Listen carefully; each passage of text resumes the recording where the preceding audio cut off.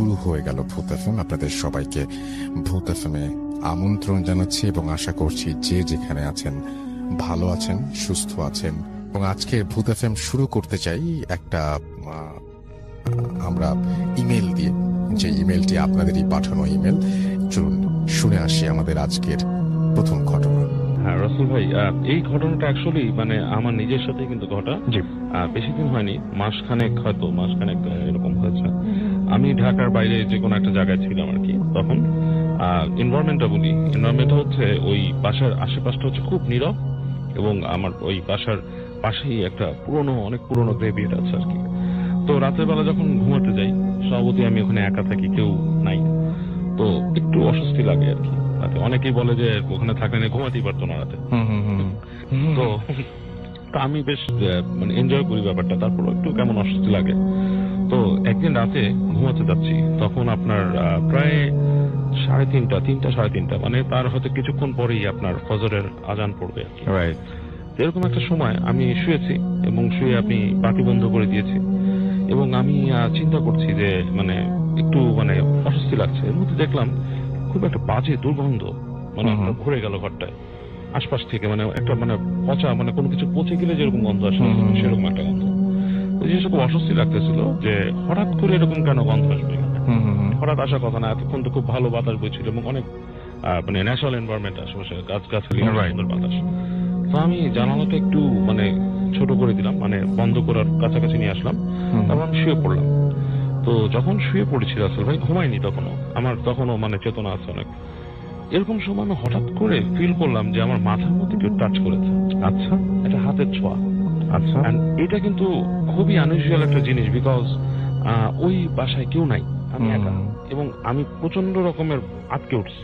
আচ্ছা, ভয় পেয়ে গেছি, মানে ভয় পাওয়া নাকি হঠাৎ করে একটা টাচ, স্বাভাবিক, খুবই স্বাভাবিক। এবং যখন এই জিনিসটা আমার মাথায় ক্রস করলো যেখানে কেউ নাই, কি আমাকে টাচ করলো, ঠিক এই সময়টাই আমার কানের মধ্যে একটা ঝিম করে শব্দ হলো, এবং সাথে সাথে আমি ফিল করলাম এই স্লিপ প্যারালিসিস যে জিনিসটা মানুষ বলে, বা বোবায় ধরা, এটা সম্বন্ধে আমি যথেষ্ট আগে পড়াশোনা করেছি, জেনেছি, আমি আলাপও করেছি একদিন ভূত এফএমে।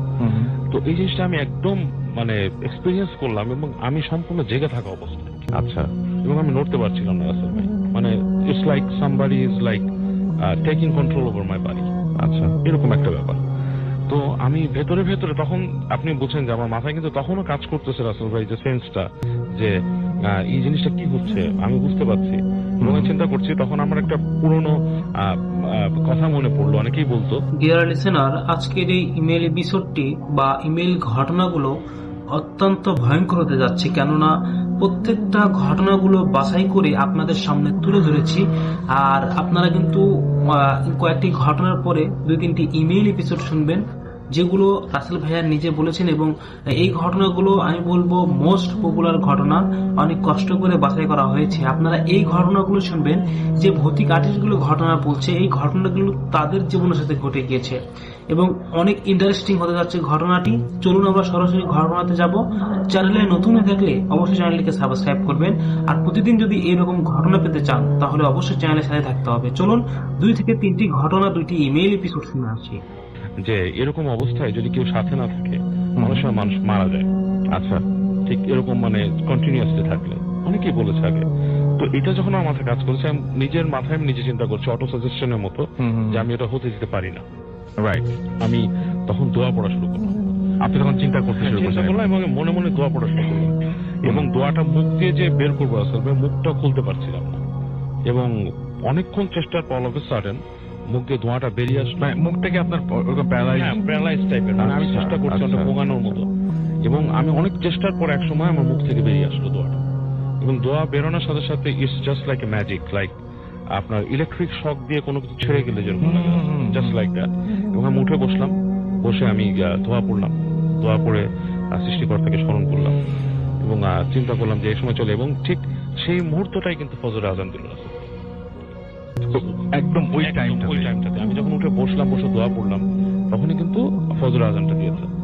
এবং সবচেয়ে আশ্চর্যের ব্যাপার, ওই যে দুর্গন্ধ ছিল সেটাও নাই, সেটাও চলে গেছে ওখান থেকে। দুর্গন্ধ একটু বর্ণনা, দুর্গন্ধ এটা জিনিসটা এরকম, কোনো অনেক সময় আমরা কোথাও দেখি না যে কোনো কিছু পচে মরে যায়, যেমন ধর একটা ইঁদুর বাসা পচে গেলে যেরকম হয়, ওই ধরনের স্মেল, মানে সহ্য করার মতো ঠিক না গন্ধটা। ওকে। হ্যাঁ, মানে কোনো কিছু পচা, ডিকম্পোজ স্মেল, মানে কোনো কিছু পচে যাচ্ছে এরকম একটা গন্ধ। সো এবং সেই মুহূর্তে আপনি দেখলেন যে হঠাৎ করে অল অফ আ সাডেন সবকিছু, হ্যাঁ, সবকিছু নর্মাল, গন্ধটাও চলে গেল, মানে মানে নর্মাল বাতাস ঘরের ভেতরে। আমি জানলা খুলে দিলাম, ফ্রেশ বাতাস আসছে এবং আজানও দিয়েছে তখন, কাছাকাছি মসজিদ ছিল। এবং আমি তখন এক্সপিরিয়েন্স করলাম, অনেকের কাছে শুনতাম জিনিসটা, স্লিপ প্যারালিসিস জিনিসটা যে অনেক ভয়ঙ্কর ভাবে ধরে জিনিসটা, কিন্তু এটা আমার লাইফে খুব বাজেভাবে ফার্স্ট এক্সপিরিয়েন্স করলাম, খুব বাজেভাবে, এবং সম্পূর্ণ জাগ্রত অবস্থায় এবং সম্পূর্ণ সেন্স ছিল আমার তখন। যে আমি ভাবতে পারছিলাম যে আমি অতীতে শুনেছি যে কেউ যদি না থাকে সেখানে এভাবে হলে মানুষ মারাও যায় একসাথে। ওকে, অলরাইট। যে আসলে একটা ঘটনা নিয়ে আসছি আজকে প্লিজ সবার জন্য। আমার আজকে আবারও আমি এক পেশেন্টের কাজিনের স্টোরি শেয়ার করব।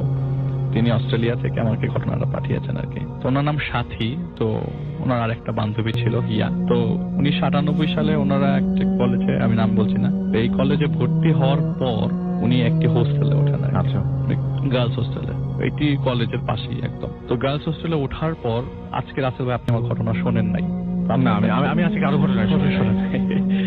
তো হোস্টেলে ওঠার পর তার সাথে একজনের সাথে খুব ভালো বন্ধুত্ব হয়ে যায়, ওই হিয়া যার নাম বললাম আর কি।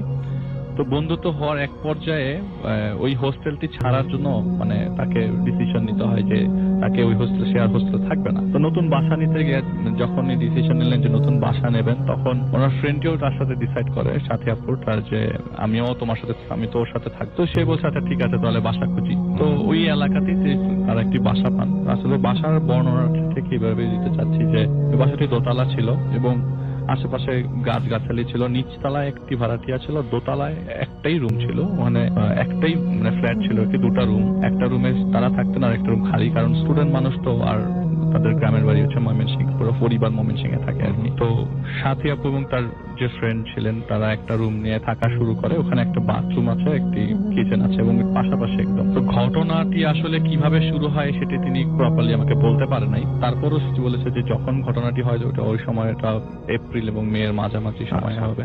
আচ্ছা। তো হিয়া তার সাথে সবসময় থাকতো, যে কোনো কিছুতেই মানে প্রবলেম সলিউশন সবকিছু থাকতো। তো যেহেতু দুজন একসাথে থাকতো ওই ফ্ল্যাটে, তার ভাগাভাগি করে নেয় যে উইকলি কে রান্না করবে কে বাজার করবে, দুইজনই ভাগাভাগি করে নেয়। তো সেদিন রবিবার ছিল, তার এটুকু মনে আছে যে সেদিন রবিবার ছিল। রবিবার দিন হিয়া রান্না করতেন নাকি তার যে ফ্রেন্ড, আর তার পরের দিন পরীক্ষা থাকবার কারণে সে পড়ছিল। হিয়ার ওনার পড়াশোনা হয়তো বা সে আগেই কমপ্লিট করেছে বা কিছু, তো উনি পড়ছিলেন। এমন সময় সারা শরীরে একটা বাতাস অনুভূত হয়, ঠান্ডা বাতাস। আচ্ছা। তা রেগুলারলি ঠান্ডা বাতাস, ওই ঠান্ডা বাতাস মানে শরীরে আসার পরে অনুভূত ছিল যে না আজকে একটা ঝড় হবে, ঠান্ডা একটা আবহাওয়া আর কি। তো ওই মুহূর্তে ওই জায়গায় প্রচুর কারেন্ট যেত আর কি, ঘন্টার পর ঘন্টা কারেন্ট যেত। তো এমন সময় কারেন্টও চলে যায় এবং বাতাসটা অনুভূত হতে থাকে। তো আশেপাশের দরজা জানালা সব বাড়ি খাচ্ছিল, গাছের পাতা নড়ছে, তো বোঝা যাচ্ছে যে ঝড় আসবে। তিনি এমন সময় ডাকলেন, এই তো রান্না হয়েছে, তুই একটু জানালাগুলো একটু লাগা। তো তিনি কোনো সারা শব্দ পেলেন না। সারা শব্দ না পাওয়ার কারণে তিনি চার্জ লাইট চালালেন, মোমবাতি না রাসেল ভাই, চার্জ লাইট। ওই তাদের বাসার থেকে চার্জ লাইট পাঠিয়ে দেন, যেহেতু কারেন্ট যায় বারবার। তো চার্জ লাইট নিয়ে তিনি রান্নাঘরের দিকে যান, কারণ তিনি জানেন যে উনি রান্না করতেই গেছেন। সাথী আপু যখন রান্না করতে রান্নাঘরের দিকে যায়, তার মাথাটা মানে তার পাটা একটা কিছুর সাথে বাড়ি খায়, খুব সফট কিছুর সাথে।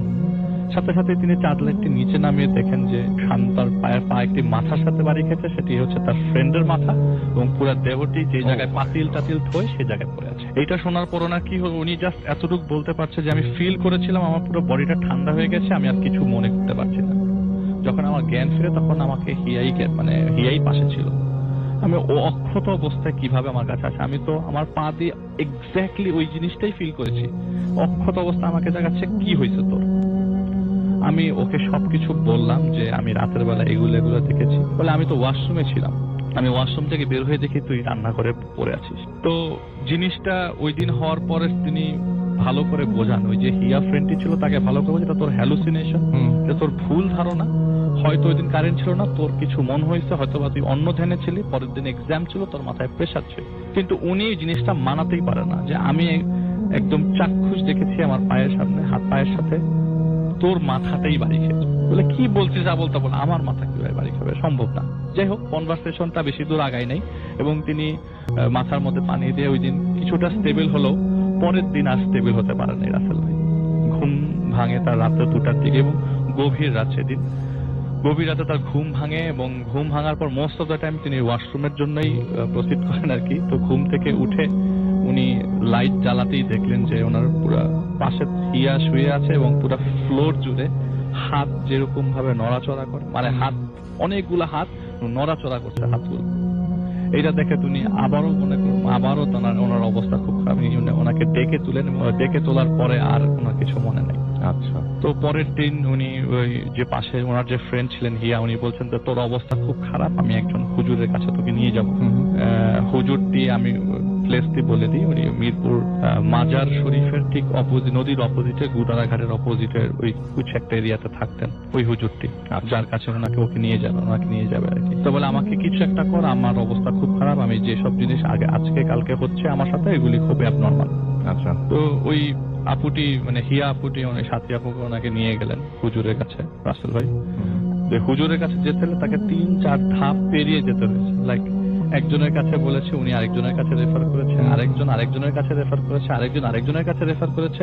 রেফার করার পর নৌকায় উঠিয়েছে, রাত নদীর ওপারে গেছে। অনেকক্ষণ ওয়েট করার পর জানা গেল যে হুজুর বাংলাদেশে নেই। ও সে খুব ফেমাস একজন হুজুর, আমি ওনার নামও বলছি না। উনি আছেন কিনা এটা উনি বলতে পারেন না, যেহেতু উনি আমাকে ঘটনাটি শেয়ার করেছেন। তো আমি খবরটা নিয়েছি রাসেল ভাই, আমি ওখানে গিয়েছিলাম এবং খবরটা অথেন্টিক দেখেই আমি বলছি যে হ্যাঁ এরকম একজন ছিল এবং হয়তো আছে, কেউ জানে না। ঘটনাটি আজকে থেকে প্রায় 18 বছর আগের ঘটনা, অনেক আগে। তো উনি বললো যে আমরা ওই দিন হুজুরকে যে পাই নাই, কিন্তু ওই দিন না পাওয়াতে কি আমার সাথে বেশি ঘটনাটা আরো কঠিন জটিল হয়ে যাবে, এটা আমি কখনো কল্পনাও করতে পারবো না। বাসায় আস্তে আস্তে আমাদের সন্ধ্যা হলো, দরজাটা খুলে রুমে ঢুকতে দেখি আমার রুমে কবর খোঁড়া। আমার রুমের মধ্যে খাট নাই, পালঙ্ক নাই, ভাবলেও কেমন কিছু নাই, আমি খালি কবর দেখছি। আমি পাশে হিয়াকেও দেখছি না, ও কই গেল। কিছুক্ষণ পর আমার জ্ঞান ফিরল, আমি দেখি আমি আবারও হিয়ার কাছে। হিয়া আমাকে জাগিয়েছে। আমি ওকে বললাম যে মানে উনি বলছেন যে আমি ওকে বলেছি যে আমি আর এই বাসায় থাকবো না, কোনোভাবেই থাকবো না। বলে আজকে রাতটা কোনোভাবে পার কর, দেখি কালকে কিছু একটা ব্যবস্থা করব।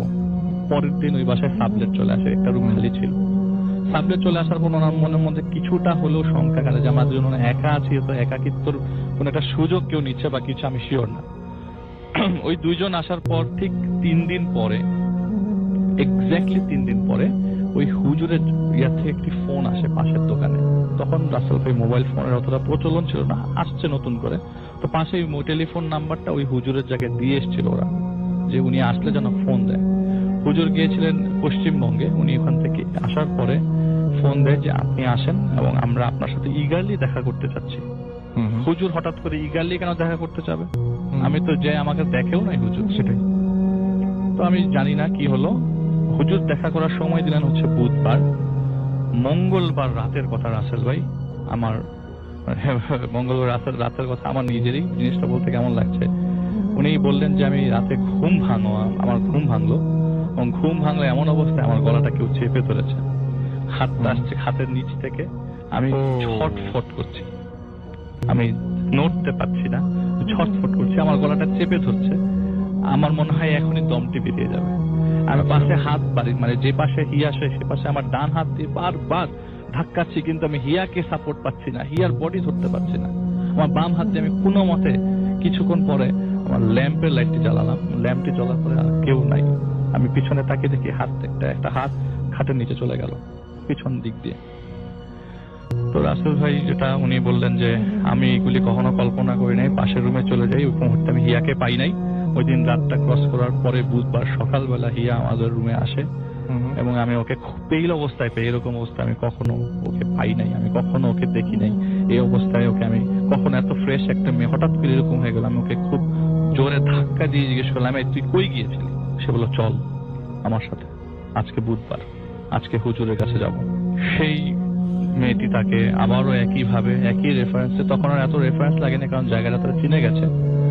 তো ওই জায়গায় হুজুরের কাছে যায় এবং হুজুর তাকে খুব সাথে সাথে, অনেকজন বসেছিল হুজুরের কাছে। হুজুর বলেছে যে সব সিরিয়াল বাদ দিয়ে ওনাকে পাঠিয়ে দেয়। আমি যখন হুজুরের কাছে যে বসি, আমি বারবার হিয়ার দিকে তাকাচ্ছিলাম আর হুজুর আমাকে বলছে আপনি কার দিকে তাকাচ্ছেন?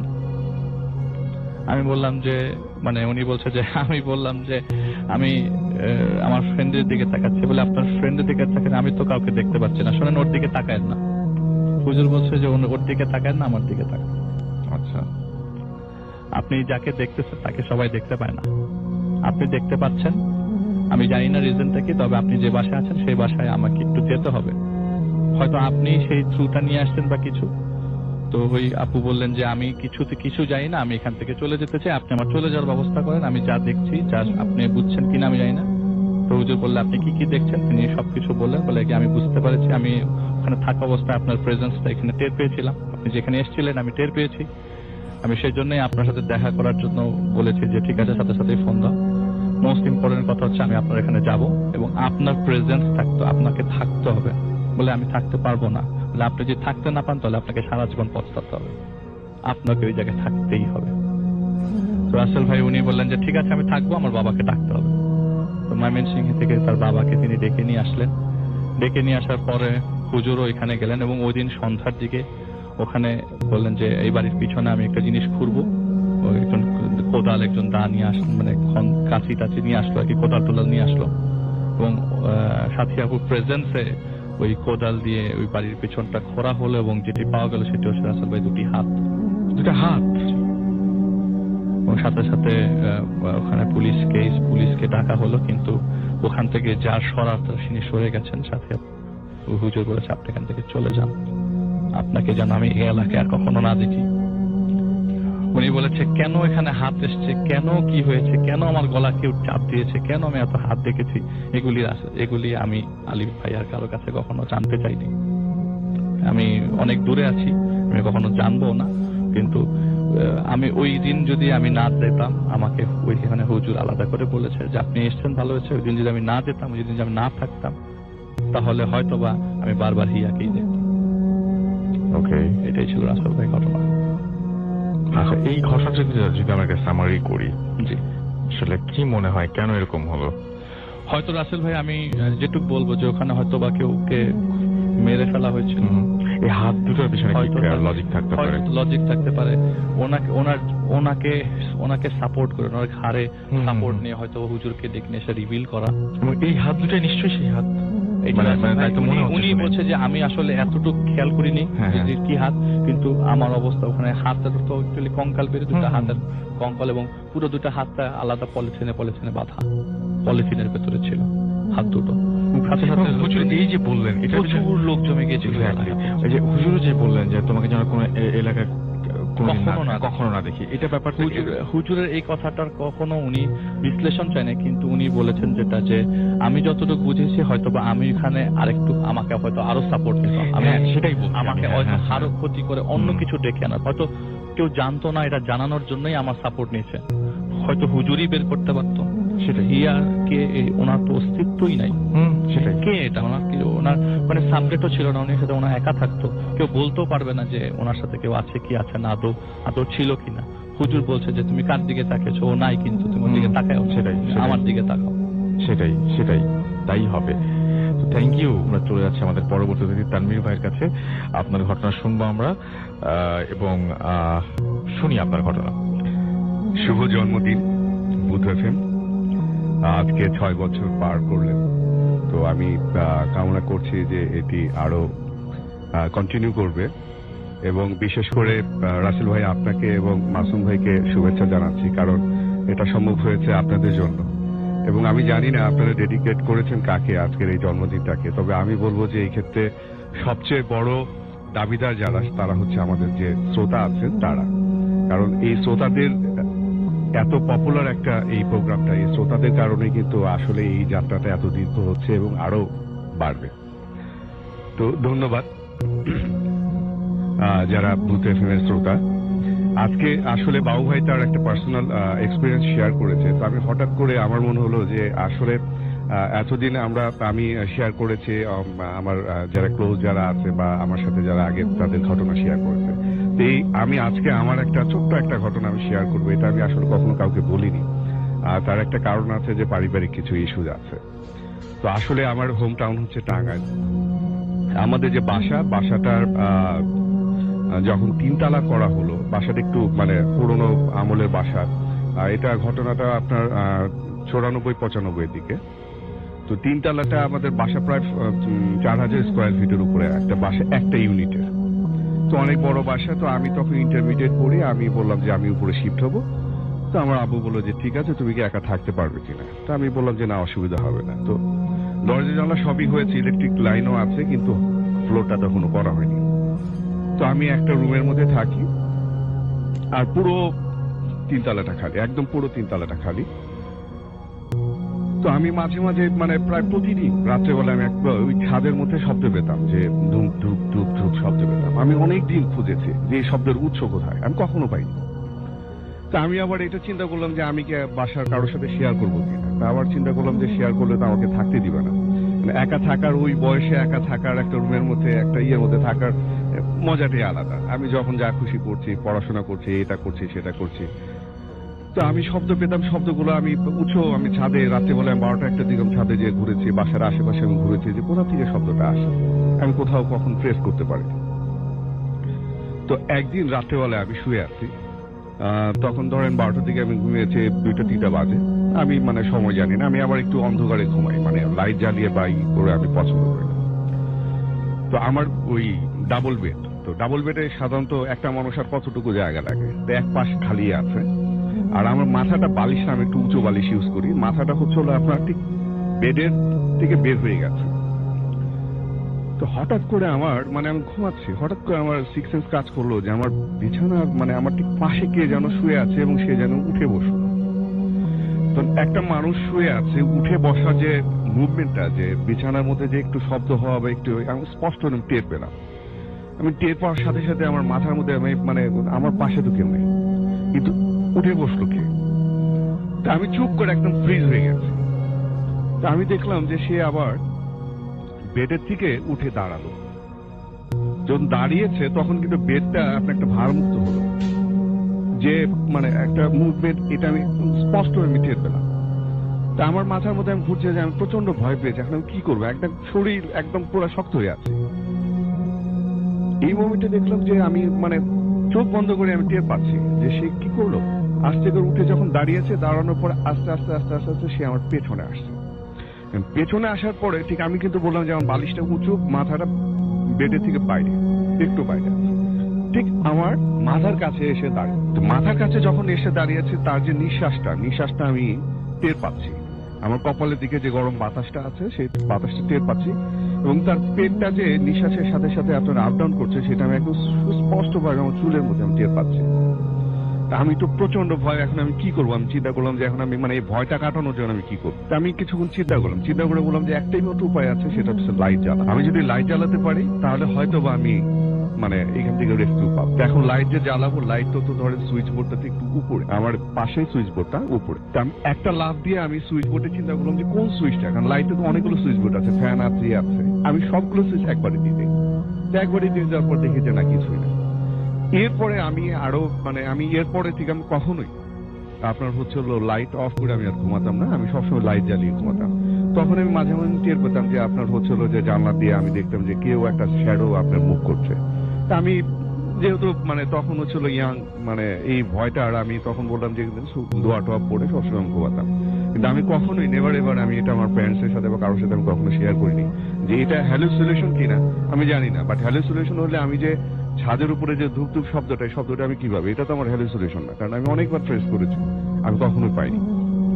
এটা আমার একটা ছোট্ট মানে পার্সোনাল এক্সপিরিয়েন্স। অনেক ধন্যবাদ আপনাকে, আপনার কায়সার রহমানের সেদিনের সেই ঘটনাটি। সেটা হচ্ছে যে আমার এসএসসি পরীক্ষার সময় আমার আব্বা মারা যায়। আব্বা মারা যাওয়ার পরে আমি ঢাকায় খালাম্মা খালুর কাছে মানুষ হয়েছি। এই পর্যন্ত আমি খালাম্মা খালু মানে আমার দেখাশোনা করেন। ওকে। তো আমি ঢাকায় আসার পর খুব অনেকদিন পর পর বাড়ি যাই। আর স্বাভাবিকভাবে আমি বাড়ি গেলে পড়াশোনা কম করি এবং আড্ডাটা বেশি দিই, এবং আমার বন্ধু বান্ধব প্রচুর, যে কারণে আম্মাও চায় না যে আমি বেশি বাড়ি আসি, মানে আমার জন্য যে ওখানে থাকলেই পড়াশোনা বেশি করবে। তো প্রথমে আমাদের গ্রামটার একটু বর্ণনা দিই যে চাঁপাইনবাবগঞ্জ জেলার লাস্ট স্টেশনটা হচ্ছে রহনপুর স্টেশন, মানে ওটার পরে ইন্ডিয়া, যার ফলে মানে আমাদের রহনপুর গ্রামে অসংখ্য পাগল দেখা যায়। মানে সম্ভবত ট্রেনে উঠে যাওয়ার পর ট্রেন আমাদের এখানে তো অনেকক্ষণ থাকে, ট্রেন 1-2 দিন থেকে যায়। যখন দেখে যে চলছে না তখন হয়তো তারা নেমে পড়ে, যার কারণে বিচিত্র রকমের পাগল কিন্তু মানে 2-1 মাস পর পরই সেখানে দেখা যায়। তো রহনপুর বড় বাজার যেটা, সেখানে একজন পাগল ছিলেন, ওর নাম হচ্ছে সামু পাগল। আমরা স্থানীয়ভাবে তাকে সামু পাগল বলি। তো সামু পাগল ওর হচ্ছে যে পাগলরা সাধারণত একটু অপরিষ্কার হয় এবং মানে চুল অপরিষ্কার হয়, দাড়ি অপরিষ্কার করে না ঠিক মতো। কিন্তু ওটার সে বিপরীত ছিল। আচ্ছা, সুদর্শন ছিল চেহারা, ফর্সা, মুখ ভর্তি কালো দাড়ি, আর চুলও অনেক ঘন এবং খুব বড় না, কিন্তু মানে ঘনত্বের কারণে মনে হতো যে অনেক বেশি চুল। এবং আমি দেখেছি ওনাকে যে উনি বসতো মুনি ঋষিদের মতো, মানে চালচলনে একটা আভিজাত্য ছিল। এবং মানে পাগলরা পাগলামি করতো, কিন্তু পাগলামি করতে আমি কখনো দেখি না। রহনপুর বড় বাজার যেটা, মানে বাজার একটা, ওই বড় বাজারে সিলেক্টিভ 5 থেকে 6টা দোকানে সে নিয়মিত বসতো, আর ওখানেই থাকতো, ওখানেই ঘুমাতো। বাজারের যে ছাউনিগুলো, যে দোকানগুলোতে বসে থাকতো, তো বসতো। আবার মুনি ঋষিরা ধ্যান করে যেভাবে, ঠিক ওইভাবে বসতো, আর বিড় নিজে কি বলতো। আর সিগারেট খেত খুব, সবসময় হাতে দেখতাম সিগারেট। ওই নির্দিষ্ট কয়েকজন লোকের কাছে চাইতো কিছু, কেউ দিলে খেত, না দিলে খেত না, এবং উপদ্রব করতো না সে। ওকে, এই কারণে তাকে মোটামুটি এখনো আমার মনে হয় যে সবাই খুব বেশি সমাদর করে বা সবাই তাকে পছন্দই করে বলা যায়। তো আমি আব্বার মৃত্যুর পর খালু আমাকে ঢাকায় নিয়ে চলে আসে, আমি ঢাকার বিসিএসসি কলেজে ভর্তি হই। একবার প্রায় 1 বছর পরে আমি বাড়ি এলাম। ওকে, বাড়ি যাওয়ার পরে নাইট কোচে বাড়ি এসে সকালবেলা পৌঁছেছি, রেস্ট নিয়ে বিকেলবেলা বের হয়ে বন্ধুদের সাথে আড্ডা। এবং আমি মানে এখন পর্যন্ত এখনো বাড়ি গেলে আম্মার প্রচন্ড বকা খাই এবং প্রচুর রাত করি, মানে বাসায় ফিরতে রাত হয়ে যায়। তো তখন আড্ডা দিতাম। আমাদের ওখানে একটা সিনেমা হল আছে, মুক্তাশা সিনেমা হল। ওই সিনেমা হলে আমরা প্রত্যেক মানে বন্ধুরা আড্ডা দিই সবাই, এবং রাত হয় অনেক। তো একদিন আড্ডা দিতে প্রায়, এটা হচ্ছে 2000 সালের ঘটনা। 2000 সালের ঘটনা। তখন আমি কলেজে 2য় বর্ষে পড়ি। আচ্ছা, তো আড্ডা দিলাম অনেকক্ষণ আড্ডা দেওয়ার পরে আমি বাড়ি যাব।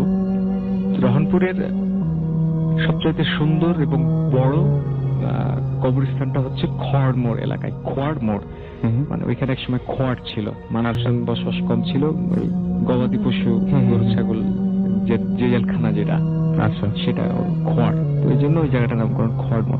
তো ওই খোয়াড় আমাদের নতুন বাড়িটা, ওই বাড়িতে আমরা এখন থাকি। তো ওই সবচেয়ে সুন্দর বড় কবরস্থানটা পরিষ্কার পরিচ্ছন্ন খুব, এবং কবরস্থান সম্বন্ধে আর যা থাকে যে খুব ভয়ঙ্কর এটা সেটা, আমাদেরটা সেটা না, আমাদেরটা হচ্ছে খুব মানে পরিষ্কার পরিচ্ছন্ন এবং খুব চমৎকার একটা কবরস্থান। ওইখান থেকে আমার বাড়ি যেতে হেঁটে যেতে 5 মিনিট লাগে। আচ্ছা, ওইখান দিয়ে যেতে হয়। তো রাত 12:30-1টা প্রায় বেজে গেছে আড্ডা দিতে। আমি গেলাম কবরস্থানের পাশ দিয়ে। তো সামু আসছে, সে নির্দিষ্ট কয়েকজনকে যে পছন্দ করতো, তো ওর মধ্যে আমি একজন ছিলাম। আচ্ছা, তো সামু এসে বলছে যে টাকা দে। আমি আবার তুই বলতাম ওকে, তুই বলতাম, আসলে বলাটা আসলে ঠিক না, বলতাম কেন জানি। বলছে যে টাকা দে। তো আমার তাকে ভালো লাগতো, কারণ সে একটা পাগল, কিন্তু ওই যে মুনি ঋষিদের মতো চলাচল, কোনো পাগলামি করে না, পরিষ্কার পরিচ্ছন্ন, এবং দীর্ঘদিন থেকে তাকে দেখে আসছে ছোটবেলা থেকে। প্রায় 20 বছর একই জায়গায় ছিল, যার ফলে একটা মায়া মমতা কাজ করে তার প্রতি। আমি অনেকদিন পরে বাড়ি গেছি, আমি দিলাম টাকা দিয়ে পরের দিনও বিকেল বেলা বের হয়েছি, 1টা-2টা পর্যন্ত ঘুমাই, কাজ থাকে না তো বাড়িতে গেলে কোনো। আর আম্মাও বকাঝকা তখন একটু কম করে, ভাইয়া একটু বকাঝকা করে। তো আবার আড্ডা দিয়েছি, ঘোরাফেরা করেছি। আমার কোনো বন্ধুর বাড়ি মানে খোয়াড় মোড়ে না, বিভিন্ন জনের বিভিন্ন জায়গায়। ওকে। তো আমি আবার বাড়ি আসছি 12:30-1টা। আর তখন কবরস্থানটা মানে এখন সেটা বাউন্ডারি দেওয়া হয়েছে এবং পর্যাপ্ত লাইট লাগানো হয়েছে, তখন এটা ছিল না। ওকে। এবং ওইখানকার মোড়টা তো অনেক ক্লিনিক হয়েছে এখন, তো ক্লিনিক গুলো ছিল না, একদম ফাঁকা জায়গা ছিল ওটা। আমি আসছি, আস্তে আস্তে আস্তে কবরস্থানের পাশ দিয়ে আসছি, আবার সামু আসছে। সামু এসে বলছে যে টাকা দে। আমি কিছু মনে করিনি, আমি দিলাম, চাইতে পারে, স্বাভাবিক। বাসায় চলে গেছে, বাড়িতে চলে গেছে। ভাইয়া বকাঝকা করলো, আম্মারও একটু ঝামেলা হয়, কারণ রাত্রেবেলা আবার আম্মাকে উঠাতে হয়, আমার আম্মা খাবার দেয়। ওকে। পরে 2-1 দিন আসছি, কোনটা 2-1 দিন আমি আর দেখি নাই তাকে। তারপরে একদিন আমি আসছি, এসে ঠিক কবরস্থানকে পাশ দিয়ে যাচ্ছি, তখনও 1টা-1:30 বাজে। তো মানে কান্নার আওয়াজ, হু হু হু করে কান্নার আওয়াজ। তো আমি চিন্তা করলাম যে এখানে মানে কাঁদছে কে। তো দেখলাম যে সামু, এই এখন যেখানে গেটটা বানানো হয়েছে ওর পাশে সে মানে জড়সড় হয়ে বসে কাঁদছে। আমি আবার তার পাশে গেছি। পাশে গিয়ে আমি বলছি যে কি ব্যাপার, কাঁদছিস কেন? তো ও কিছু বললো না, ও কিছু না বলে আমি যেদিক দিয়ে আসছি সেই দিকে চলে গেল, মানে বাজারের দিকে গেল। আমি আবার ওর বিপরীত দিকে আমার বাড়ি। আমি আর কিছু বললাম না, আমি তখন আমার বাড়ির দিকে যাচ্ছি। তো একটা কাঠের মিল আছে আমার বাড়ির সামনে, তো ওটার কিছু দূর আসা মাত্র হঠাৎ দেখি সে আবার আমার সামনে। আমি আবার একটু অবাক হলাম যে কি ব্যাপার, ও চলে গেল, আসলাম এখন আবার সামনে আসলো। এখন আবার সামনে আসলো। অবাক হয়েছি, কিন্তু প্রশ্ন জাগে নাই মনে, কারণ সব বিষয়গুলো আমার কাছে স্বাভাবিক মনে হয়েছে। সে বলছে যে আমার খুব ঠান্ডা লাগছে, আমাকে একটা সাদা চাদর দিতে হবে। আমি সাদা চাদর, ঠান্ডা, তখন গরমের সময়। তো আমার মানে এখন যেটা মনে হয়, যেমন একটু আগে যে গল্পটা বলছিলাম যে ওই মহিলার হাসি, তো শামুর চোখ দুইটা মানে কেমন একটা মমতা, মানে সে চাচ্ছে। তো ওই চোখ দুটো আমার খুব মনে পড়ে। তো আমি তখন বললাম যে আচ্ছা ঠিক আছে, দিব, যা, ঠিক আছে দিব বলে আমি বাড়ি চলে গেলাম। তারপরের দিন বিকেল বেলা বন্ধুদের সাথে আড্ডা দিচ্ছি, আমার বন্ধু রাজু, তাজ, এরা সবসময় আড্ডা দিই একসাথে, বসে আড্ডা দিচ্ছি। আড্ডা দেওয়ার সময় বলছি যে আবদারটার কথা বললাম সামুর, যে সামুর সাথে এরকম দেখা, 2 দিন টাকা দিলাম, এখন আবার ওর নাকি ঠান্ডা লাগছে, সাদা চাদর নেবে। কথা বলা মাত্র ওরা হাসতে লাগছে। তো মানে আমি কিছু বুঝে উঠতে পারছি না, প্রচন্ড হাসছে তারা, কি ব্যাপার, হাসছিস কেন? ওরা ফাজলামি করতে শুরু করলো আবার, যে কি করেছে তোর কাছে? আমি বললাম যে চাদর। কত টাকা দিয়েছিস তুই? আমি কত টাকা দিয়েছিলাম মনে নাই আমার, বললাম যে হ্যাঁ দিয়েছি, এটা সেটা। ওরা আরো হাসছে। তো আমি যখন সিরিয়াস হলাম যে কি ব্যাপার, মানে ঘটনাটা কি বল, তখন বলছে যে শামু তো প্রায় 7-8 মাস আগে মারা গেছে। তো মানে এই কথা শুনে মানে আমিও বুঝতে পারছি না যে মানে ওরা কি আমার সাথে তাহলে কি ফাজলামি করছে নাকি। সেটাই, কারণ আপনার সাথে সামুর তার আগে কয়দিন দেখা হয়েছে? মোট আমার 3বার দেখা হয়েছে, এবং 2বার টাকা চেয়েছে, 1বার চাদর চেয়েছে। মাঝখানে শুধু 2 দিন দেখা হয় নাই তার সাথে আমার, মানে 4-5 দিন। প্রত্যেকবার কি গোরস্থানের সামনে দেখা হয়েছিল? প্রত্যেকবার গোরস্থানের সামনে। এবং লাস্টে একবার যে হ্যাঁ, কাছে কিন্তু আমি তাকে গোরস্থান থেকে আসতে দেখিনি। আচ্ছা মানে তার আসাটা হয়েছে হঠাৎ, সে কোথা থেকে কোন দিক থেকে আসছে এটা আমার মনে হয়নি। আর মনে হয়নি এই কারণে যে একটা পাগল মানে আসতেই পারে, আমার কাছে সেটা মনে হয়েছে। তো ওরা যখন বললো যে মানে সামু মারা গেছে, তখন আমি আমার ঘটনাটা মেলাতে পারলাম না। তখন আমি মানে কাউকে বিশ্বাস করাতে পারলাম না যে বিষয়টা আসলে আমার সাথে এই ঘটেছে। তো আমি তাদেরকে সব ঘটনা খুলে বললাম। ওদের মধ্যে হয়তো কেউ বিশ্বাস করলো, কেউ করে নাই। কিন্তু এখন পর্যন্ত আমি যখন মানে যাই বাড়িতে, তো অনেকেই নাকি আমি নিজেই শুনেছি, আমাদের এক কাকা আমাদের এই পাড়ার, উনিও বলেছেন আমাকে যে সামুকে নাকি মানে ওকে দাফন করা হয়েছে আমাদের কবরস্থান, মানে রহনপুর কবরস্থানে, খড়মোর কবরস্থানে। তো দেখা যায় নাকি যে সামু ওই কবরের উপরে বসে জিকির করছে। আচ্ছা, তো এই ঘটনাটা মানে আমিও চাই যে এটা কেউ যদি ভুল প্রমাণ করে দিতে পারতো আমাকে, যে না তুমি ভুল দেখেছো বা তোমার এই জিনিসগুলো ঘটেনি আসলে, হ্যাঁ, যে আসলে আপনি অনেক খুশি তাহলে হতেন। আমিও অনেক খুশি হতাম। যে আমার ভয় লেগেছে বা আমি খুব ভয় পেয়েছি বা আমার খুব খারাপ লেগেছে তা না, আমার ভালো লেগেছে যে একটা মানুষ দেখা দিয়েছে আমার কাছে কিছু চেয়েছে, আমার সেটা মানে ভিতরে ভালো লেগেছে।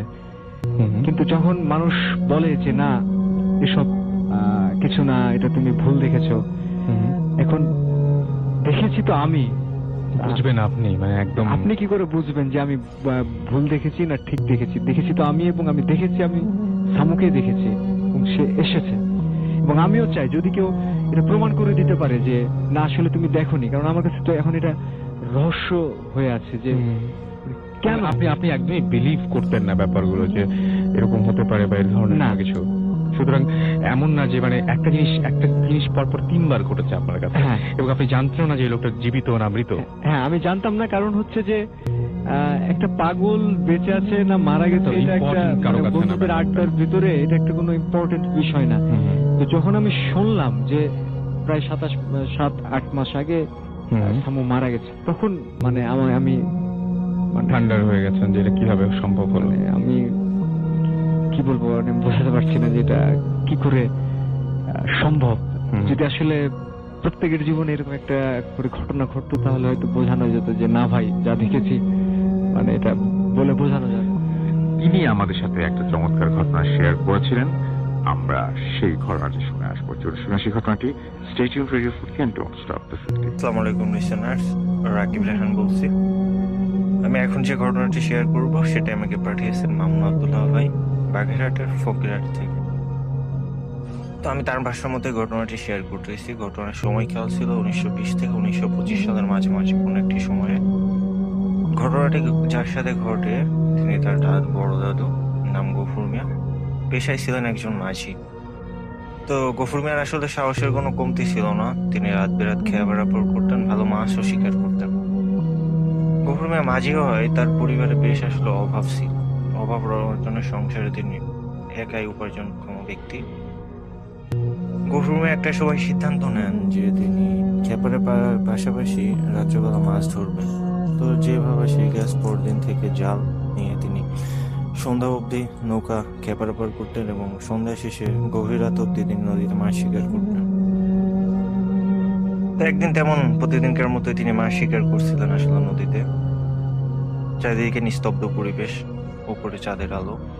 তো এক কথায় জনমানব নিস্তব্ধ একটা পরিবেশ আসলে। তিনি আসলে সেদিন ভাগ্য হয়তো সুপ্রসন্ন ছিল না, তিনি ভালো মাছ পাচ্ছিলেন না। অনেক চেষ্টা করছিলেন আসলে, তিনি ভালো মাছ পাচ্ছিলেন। তো হঠাৎ তার কানেও নদীর অপর প্রান্ত থেকে একটি আওয়াজ ভেসে আসে, গফুর ভাই, ও গফুর ভাই। তো তিনি বুঝতে পারেন যে নদীর ও প্রান্ত থেকে কেউ তাকে ডাকছেন নদী পারাপারের জন্য। তিনি তাকে অপেক্ষা করতে বলেন এবং জাল গুটিয়ে তিনি তার কাছে যান। মনে মনে ভাবতে থাকেন আজ মাছও ভালো পেলাম না, একটা লোক পারাপার করতে পারবো, যাক ভালোই হবে। এনাকে পারাপার করেন তিনি বাড়ির উদ্দেশ্যে রওনা দিবেন। তিনি তাকে নিয়ে নদীর এই প্রান্ত থেকে অন্য প্রান্তের উদ্দেশ্যে রওনা দেন। তো কিছুটা পথ আসার পর তিনি তার সঙ্গে কথা বলতে, নদীর নৌকায় যে লোকটা বসেছিল তার সঙ্গে কথা বলার চেষ্টা করেন। ভাই, কোথা থেকে আসলেন? নৌকায় বসে থাকা লোকটা আসলে সাড়া দেয় না। তিনি আবারও ডাকলেন, ভাই কোথা থেকে আসলেন? আবারও লোকটি সাড়া দেয় না। তো গফুর মিয়া ভেবে নিলেন এটা হয়তো তার সমস্যা, কথাটা কম বলেন। তিনি নৌকার দাঁড় বাইতে থাকেন। কিছু সময় যাওয়ার পর তিনি আসলে খেয়াল করলেন, তিনি তো সচরাচর এই নদীতে খেয়া পারাপার করে থাকেন, তো কতটুকু সময় লাগে বা কতটুকু সময় লাগবে সেটা আসলে জানার কথা। তিনি ভাবলেন স্বাভাবিকের যে অনেকক্ষণ দাঁড় বাইছেন, তিনি এখনো মাঝ নদীতে তিনি আসতে পারেননি বা মাঝ নদীতে এসেছেন এমন ভাব। এবার তার মনে কিছু একটা খটকা লাগে। তিনি লোকটাকে আবার রাখতেন, ভাই কোথা থেকে আসলেন? এবার নৌকার অপর প্রান্তে লোক বসে থাকা লোকটা তার দিকে মুখ উঁচু করে কথা বলতে শুরু করেন। গফুর মিয়াও যখন মুখ উঁচু করে কথা বলতে যাবেন, তিনি যা দেখলেন সেটা আসলে দেখার কথা ছিল না গফুর মিয়া। তিনি দেখলেন লোকটার 2 হাতে 2টি বাচ্চা, যাদের উচ্চতা ছিল অস্বাভাবিকের চেয়ে অনেক বেশি। চোখ দুটো ছিল গাঢ় লাল। এতক্ষণ আসলে যে কেন সবকিছু উল্টাপাল্টা ঘটছে এটা বুঝতে আর বাকি রইল না গফুর মিয়া। তিনি এক হাতে হারিকেন নিয়ে অন্য হাতে দিয়ে এক হাত দিয়ে দাঁড় বাইতে থাকতেন এবং মনে মনে যতটুকু সূরা কালাম পারতেন পড়তে থাকলেন। আসলে অপর প্রান্তে, নৌকার এক প্রান্তে গফুর মিয়া, অপর প্রান্তে বসে থাকা লোকটি 2 হাতে যে 2টি বাচ্চা ছিল তিনি তাদের দিকে আবার খেয়াল করলেন। দেখলেন বাচ্চা 2টি কাঁচা মাছ যেন চিবিয়ে খাচ্ছেন এমনটা। তিনি মনে মনে সূরা কালাম আরো পড়তে থাকলেন এবং একটা সময় দেখা গেল যে বাচ্চা এবং সেই লোকটা দুজনেই পানিতে ঝাঁপ দিয়ে চলে গেল। তিনি কোন রকম ঘাটে আসলেন, নৌকা ঘাটে বেঁধে বাড়ির উদ্দেশ্যে যাবেন, এমন সময় তিনি জ্ঞান হারালেন। পরের দিন সকালে কিছু লোক তাকে নদীর পাড়ে অচেতন অবস্থায় আবিষ্কার করেন এবং তার বাড়িতে নিয়ে যান। বাড়িতে নেওয়ার পর গফুর মিয়া যখন জ্ঞান ফেরে তখন পরিবারের সব লোক জানতে চায় যে ঘটনাটা কি আসলে। তো গফুর মিয়া আসলে সব ঘটনা খুলে বলেন তাদেরকে, কিন্তু সে সময় আসলে গফুর মিয়ার শরীরে অনেক জ্বর ছিল, প্রচন্ড জ্বর, তার শরীর পুড়ে যাচ্ছে, জ্বর যেন কিছুতেই কমছে না। 2 দিন গেল। তো সবাই যখন বুঝলো এটা অস্বাভাবিক ঘটনা, তো গ্রামের কবিরাজ হুজুর যতটুকু পারলেন সাধ্য মতো তাদের শরণাপন্ন হলেন এবং একটা সময় গফুর মিয়া সুস্থ হয়ে গেল। তো যে কবিরাজ তাকে ঠিক করে তুলেছিল সে তাকে বলেছিল যে আপনি দিনের বেলায় যা পারবেন করবেন, যতটুকু খেয়া পারাপার করতে পারবেন করবেন, কিন্তু রাতের বেলায় যেন আপনি আর ঘাটে না যান, ওটা খুব খারাপ কিছু ছিল। তো গফুর মিয়া একটা সময় যায় যে সব ভুলে যায় আসলে। তো ভুলে যাওয়ার পর তিনি প্রতিদিনের মতো আবার নদী খেয়া পারাপার করতে যান এবং সাথে জালটা নিয়ে যান। তো মাছ ধরেন, কোনো সমস্যা হয় না। তো হঠাৎ একদিন তার পাশের বাড়ির নিকট আত্মীয় তাকে বলেন যে দূরে একটি গ্রামে তাকে পৌঁছে দিতে হবে খেয়া দিয়ে, বিনিময়ে তিনি তাকে উচ্চ মূল্য দিবেন। তো তিনি বিকালে তাকে নিয়ে রওনা দেন। আস্তে আস্তে আসলে প্রায় সন্ধ্যা হয়ে যায়। নদীর ওপারে যে বাজার ছিল সেখান থেকে তিনি কিছু সদাইপাতি বাজার করে বাড়ির উদ্দেশ্যে খালি নৌকা নিয়ে রওনা দেন। তো হয়তোবা মাঝ নদীতে এসেছেন এমন সময় তিনি খেয়াল করলেন তার নৌকার 2 পাশে 2টা কি জিনিস যেন স্রোতের উপর দিয়ে লাফাচ্ছে। প্রথমে তিনি মাছ ভাবলেও আসলে মাছ তো একবার লাফানোর কথা, প্রতিনিয়ত লাফাচ্ছে। তিনি আফসা আলোয় হারিকেনটা উঁচু করলেন এবং আফসা আলোয় দেখতে পেলেন সেই রাত্রে সে বাচ্চা 2টি 2 পাশে লাফাচ্ছে। তো এটা দেখার পর আসলে তার শরীরে দম থাকার কথা না এমন একটা অবস্থা। তিনি আবারও সূরা পড়তে থাকলেন এবং জোরে জোরে দাঁড় বাইতে থাকলেন। তো আসলে তিনি একটা সময় নদীর ওপারে পৌঁছে যান এবং খেয়া ঘাটে বেঁধে তখন দেখেন তিনি সবকিছুই ঠান্ডা, আর কি কোনো কিছু নাই তার আশপাশে বা নদীতে বা খেয়া ঘাটে কোথাও নাই। সে বাচ্চা 2টিকে তিনি আর দেখেন না। তিনি মনে মনে ভাবলেন হয়তো আজ তিনি রক্ষা পেয়েছেন। তিনি বাড়ির উদ্দেশ্যে রওনা দিয়ে, তো তার বাড়ির নদী থেকে তার বাড়ি যাওয়ার পথটা ছিল আসলে ধান ক্ষেতের ভিতর দিয়ে, ধান ক্ষেতের মাছ দিয়ে আলের উপর দিয়ে যেতে হয়। তিনি হাঁটতে থাকলেন এবং মাঝপথে এসেছেন এমন সময় তিনি খেয়াল করলেন যে তার পিছন থেকে কেউ তাকে ডাকছে। তার নাম ধরে রাখছে। তো তিনি পিছনে ঘুরে তাকালেন, কাউকে দেখলেন না। তিনি এটা মনের ভুল ভেবে, হয়তো ভয় পেয়েছেন, মনের ভুল ভেবে আবার হাঁটা শুরু করলেন। তো তিনি হাঁটতে যাবেন, সামনে যেই পলক ঘুরালেন, চোখের পলক ঘুরালে সে দেখতে পেলেন তার রাস্তার মাঝখানে সেই বাচ্চা দুটি দাঁড়িয়ে আছে এবং একে অন্যকে বলছে, তুই খাবি না আমি খাবো। এটা দেখার পর আসলে তিনি আরো ভয় পেয়ে যান, সব থেকে বেশি ভয় পান এবং তিনি ভাবলেন এবার তিনি দৌড় দিবেন। কিন্তু আসলে দৌড় দিতে যাবেন এমন অবস্থায় দেখলেন তার পা যেন অবশ হয়ে গেছে, বরফ হয়ে গেছে, নড়তে পারতেছেন না। তিনি মনে মনে আরো সূরা কালাম পড়তে থাকলেন এবং চোখ বন্ধ করে আল্লাহকে ডাকতে থাকলেন, আল্লাহ আল্লাহ বলে। তো তার কানে আসলে প্রতিনিয়ত সেই কথা তার কানে ভেসে আসছিল যে তুই খাবি না আমি খাবো, তুই খাবি না আমি খাবো, বাচ্চা দুটি বলছে। একটা সময় আল্লাহ হয়তো তার দিকে ফিরে চায়, তিনি নড়াচড়া করতে পারেন। তো তিনি আসলে পিছন দিকে, ডান দিকে, সামনের দিকে না যেয়ে তিনি ডানে যে ধান ক্ষেত ছিল সেটির মধ্যে দিয়ে দৌড় দেন। একটা সময় তিনি জ্ঞান হারান। 3 দিন পর তিনি যখন জ্ঞান ফেরে তিনি নিজেকে তার বাসায় খাটে আবিষ্কার করেন এবং পরিবারের লোকজন তার পাশে দাঁড়ানো, তিনি সবকিছু তাদেরকে আবার খুলে বলেন। এবং তার শরীরে প্রচন্ড জ্বর ছিল, তার শরীর পুড়ে যাচ্ছিল, কিন্তু এবার অনেক ডাক্তার কবিরাজ দেখানোর পর ঠিক হয় না, তার জ্বর কিছুতেই কমে না।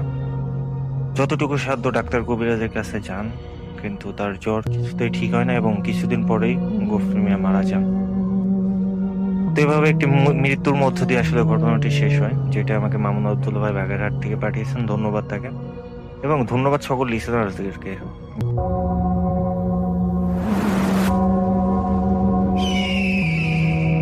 Welcome back. আপনাদের সবাইকে স্বাগত জানাই আমি রাসেল। আশা করছি আপনারা সবাই ভালো আছেন, ভালোর তলে আছেন। আমিও ভালো আছি আর ভালোর তলে আছি।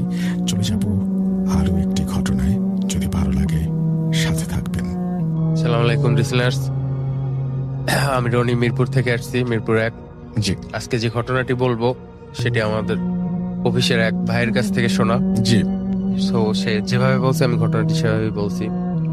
তার এলাকায় একটা মসজিদে এক বয়স্ক হুজুর ছিল, মানে হুজুর বলতে বয়স্ক ইমাম, মানে খুব পরহেজগার ছিল। এলাকার লোকজন তাকে খুব ভালোবাসতো। আর বিশেষ বলে রাখা ভালো যে ওই এলাকায় একটা প্রচলিত কথা ছিল যে ওই এলাকায় নাকি জিনেরা নামাজ পড়তো, এরকম একটা কথা প্রচলিত ছিল।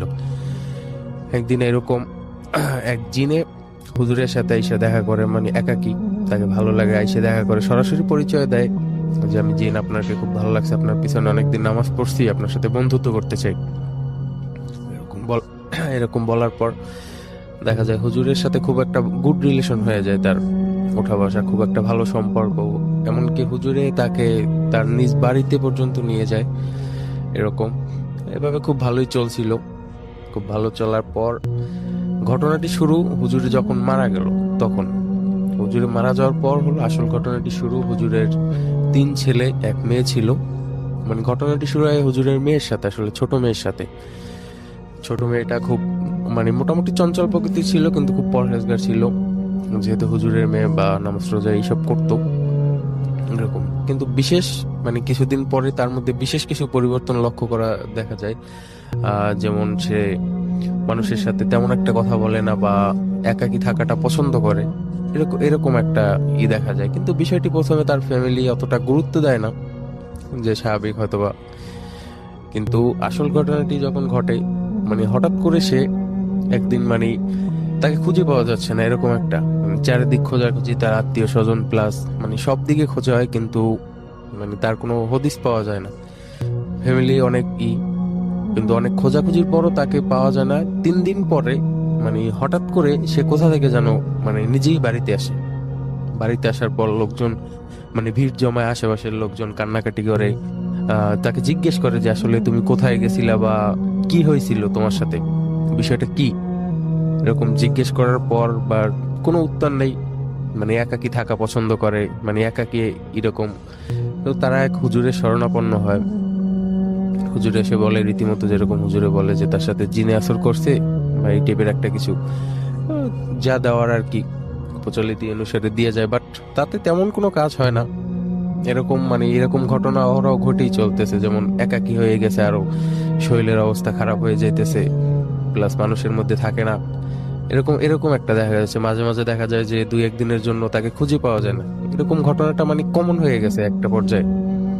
সো একজন আইসা বলল, মানে একটা হুজুর বলল যে ওর সাথে যেটা আছে খুব শক্তিশালী জিন, একে সারাতে হলে মানে কোনো বড় হুজুরের শরণাপন্ন হতে হবে। পরিবারের সবাই খুব মানে খোঁজাখুঁজির পরে দেখা যায় তাদের মানে গ্রাম থেকে একটু দূরে, কিছু দূরে একটা হুজুরের সন্ধান পেল। হুজুরের মানে বড় ধরনের আলেম, তাকে যে সব ঘটনা খুলে বলার পর হুজুরে অ্যাটলিস্ট আসলো, এসে মানে যেভাবে দরকার আর কি, মানে তার প্রসেসিং অনুযায়ী মানে জিন হাজির করলো।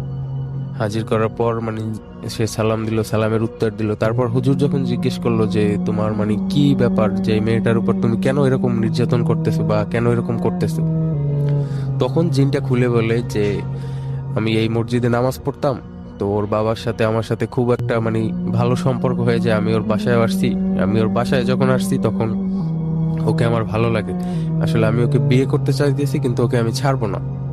এরকম একটা কিছু হুজুরে বলে যে না, সেটা কি করে সম্ভব।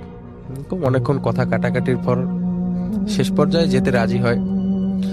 রাজি হওয়ার পর যেরকম আর কি কথা, যে গাছের ডাল ভেঙে যাবে এরকম, তাদের বাড়ির বের হওয়ার পথে একটা বড় গাছ ছিল, গাছের একটা ডাল ভেঙে দিয়ে যায়। পরবর্তীতে দেখা যায় মেয়েটা বিভিন্ন তদবিরের পর সুস্থ আছে। আর শেষ পর্যায়ে ঘটনাটি প্রায় 6-7 বছর আগের ঘটনা, কিন্তু বর্তমানে মেয়েটার একটা বাচ্চাও আছে, স্বামী সংসার নিয়ে খুব ভালো আছে। এই ছিল রাসেল ভাই আমার ঘটনা। Thank you so much. আপনার ঘটনার জন্য আপনাকে ধন্যবাদ এবং আশা করছি যে আপনাদের এই ঘটনাটিও ভালো লেগেছে।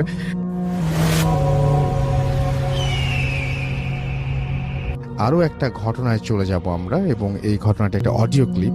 চলুন শুনে আসি অডিও ক্লিপটি। আশা করছি এই অডিও ক্লিপটিও আপনাদেরকে অনেক অনেক আনন্দ দেবে। চলুন শুনে আসি। এখন যে ঘটনাটি আপনাদের সাথে শেয়ার করব, এই ঘটনাটি আমাদেরকে যিনি পাঠিয়েছেন তার নাম শেখ সানি। ওনার বাড়ি গোপালগঞ্জ জেলার কাশিয়ানী উপজেলার করামারি গ্রামে। জীবিকার তাগিদে 2011 সালের 1 ডিসেম্বর নারায়ণগঞ্জের আদমজি ইপিজেটের ভেতর একটি গার্মেন্টসে কোয়ালিটি কন্ট্রোলার হিসেবে জয়েন করেছিলেন। সঙ্গত কারণে গার্মেন্টসটার নাম উল্লেখ করা যাচ্ছে না, কারণ প্রতিষ্ঠানটি এখনো চালু রয়েছে। তো বলে রাখা ভালো, উনি যেই গার্মেন্টসটাতে জয়েন করেছিলেন ওটা প্রায় 5 বছর বন্ধ থাকার পর নতুন করে চালু করা হয়। ওনার প্রতিদিনের কাজ বেশ ভালোভাবেই চলছিল, তবে মাঝে মাঝেই সকালবেলা ডিউটিতে আসলে কিছু অস্বাভাবিক জিনিস উনি সহ অনেকেই লক্ষ্য করতেন। এই ধরা যাক, ট্রলিতে সোয়েটার বা টি শার্টের পার্ট লোড দিয়ে রেখে গেলে সকালে সেখানে খালি পাওয়া যেত। আবার মাঝে মাঝে গার্মেন্টসের যে জেকার্ট মেশিন রয়েছে, এই জেকার্টের মেশিন সকালে আপনা আপনি অন পাওয়া যেত, অথচ এটা কিন্তু বন্ধ করা ছিল। তারপর গার্মেন্টসে কিন্তু লিঙ্কিং মেশিন নামে মেশিন রয়েছে, এই লিঙ্কিং মেশিনে পার্ট ধরানো থাকতো। এখন পার্ট ধরানো বলতে যারা এখানে কাজ করেন তারা বুঝতে পারবেন। এরকম ছোট ছোট অস্বাভাবিক বিষয় লক্ষ্য করা যেত। তো প্রতিদিনের মতো 15 ডিসেম্বর দিনের কাজ শেষ করে অফিস থেকে বের হওয়ার আগে অফিস কর্মকর্তা কয়েকজন ভাইয়ের সাথে বিভিন্ন বিষয় নিয়ে আলোচনা করা হচ্ছিল। তার কথার মাঝে এক ভাই বলে উঠল যে সানি ভাই, আপনাকে যদি একটা মোবাইল দেওয়া হয়, আপনি কি একটা রাত অফিসের মাঝে একা একা হাঁটতে পারবেন বা কাটাতে পারবেন? মানে একটা মজা করেই বললো, কারণ ওনার মোবাইলের প্রতি একটা ঝোঁক বেশি ছিল, আর মোবাইলে মুভি দেখা যেত, আবার মোবাইলে গান শোনা যেত, আর মোবাইলের প্রতি ওনার আগ্রহ বেশি থাকার কারণে এই বিষয়টা তাকে ওনারা মজা করেই বলেন। তখন আরেকজন বলল, আচ্ছা ঠিক আছে, আপনাকে মোবাইল না 2000 টাকা দেওয়া হবে, থাকতে পারবেন? তো উনি আবার বললেন যে ভাই, টাকা পয়সা দিতে হবে না, হেডফোন কানে দিয়েই একটা রাত এমনি কাটাই দিতে পারবো। তো এক ভাই আবার পাশ থেকে বলে উঠল যে সানি, অফিসের মাঝে এমনিতেই কিন্তু অনেক অস্বাভাবিক ঘটনা ঘটছে, তুমি ওদের কথা শোনো না, এটা করা ঠিক হবে না। তো সানি ভাই আবার আগ্রহ নিয়ে বললেন যে আরে কিছু হবে না, আমি থাকবো একটা রাত। তো কথা অনুযায়ী পরের দিন 16 ডিসেম্বর অফিসের সকল কার্যক্রম বন্ধ থাকবে। ওই রাতেই উনি একা রাত কাটানোর সিদ্ধান্ত নিলেন সকলের সাথে কথা বলে। তো উনি এই বিষয়টা নিয়ে বেশ আগ্রহী ছিলেন, আর তাছাড়া ওনার চিরপরিচিত কর্মস্থল, দীর্ঘদিন ধরে আসার পর থেকে এখানে কাজ করছেন, তো এখানে আর ভয়ের কি আছে, তাই না? তো উনি এটা খুবই চিন্তা করেছেন। তো ওই দিন কি হয়, ওই দিন আনুমানিক সন্ধ্যা 7টার দিকে উনি এবং ওনার 2 অফিস সহকারী অফিসের গেটে আসছেন। এসে দেখেন যে ওনাদের অফিসের গেটে 2 জন সিকিউরিটি গার্ডের ডিউটি পড়েছে, যারা ওনাদের পূর্ব পরিচিত। একজনের নাম বশির আর একজনের নাম নিশাত। এর মধ্যে বশির, যিনি, তার বয়স বেশি, এই জন্য তাকে বশির চাচা বলে সম্বোধন করতেন, আর নিশাতকে নিশাত ভাই বলে সম্বোধন করতেন। তো 15 তারিখে অফিস থেকে বের হওয়ার পর উনি আবার 16 তারিখে রাত্রে থাকবেন এখানে, এই বিষয়টা সম্পর্কে তাদের সাথে একটু হালকা আলোচনা করেছিলেন। তো ওনারা তাকে নিষেধ করলেন যে না ভাই, এই কাজটা করা ঠিক হবে না, তোমার যাওয়াটা ঠিক হবে না এখানে। ওনারা বললেন যে যদি তোমার কোনো ক্ষয়ক্ষতি হয়, এটা দায়ভার কে নেবে? আর ক্ষয়ক্ষতি হলেও তুমি এই বিষয়টা যদি কাউকে জানাও, তোমার চাকরিও থাকবে না, অনেক ধরনের সমস্যাই হবে। কি দরকার অহেতুক এসব ঝামেলা বাড়ানোর? আর অফিসের সিনিয়র কেউ যদি জানে তাহলে তো আমাদেরও চাকরি যাবে। তখন এই সানি ভাই বললেন যে না না, কেউ জানবে না, ইনশাল্লাহ আমারও কোনো প্রবলেম হবে না। যাই হোক, ওই 2 জন তো যারা ওনার সাথে ছিলেন, 2 জন আর কি, 2 জন অফিস সহকারী, তারা তো ওনাকে বিদায় দিয়ে চলে গেলেন। তো বলে রাখা ভালো, গেট দিয়ে ঢোকার পর সামনে একটা ফিল্ড রয়েছে, বেশ লম্বা চওড়া একটা জায়গা। তো ওখানে দাঁড়ালে অফিসের ভেতরের কোনো কিছুই টের পাওয়া যায় না। তো উনি যখন অফিসের মধ্যে ঢুকেছেন, তখন ঘড়িতে উনি টাইম দেখেন রাত 8টা কি 8:15 মতো বাজে। তো সারা রাত যেহেতু থাকবেন ওখানে, তাই বাসা থেকে ফোনে ফুল চার্জ করে নিয়ে এসেছিলেন, আর কয়েকটা মুভি ডাউনলোড দিয়ে নিয়ে এসেছিলেন। ওই সময় কিন্তু এরকম স্মার্টফোন এতটা অ্যাভেলেবল ছিল না, তবে যে ফোনগুলো ছিল ওটাতে কিন্তু ওই মুভি দেখা যেত আর কি। তো উনি ভেবেছেন সারা রাতটা না ঘুমায় পার করবেন। তো ব্যাগের ভেতর রাতের বেলা যে খাবারটা উনি খাবেন, সেই খাবার নিয়ে আসেন এবং হালকা কিছু নাস্তাও নিয়ে এসেছিলেন। তো অফিসের হালকা একটু বিবরণ দেওয়া জরুরি।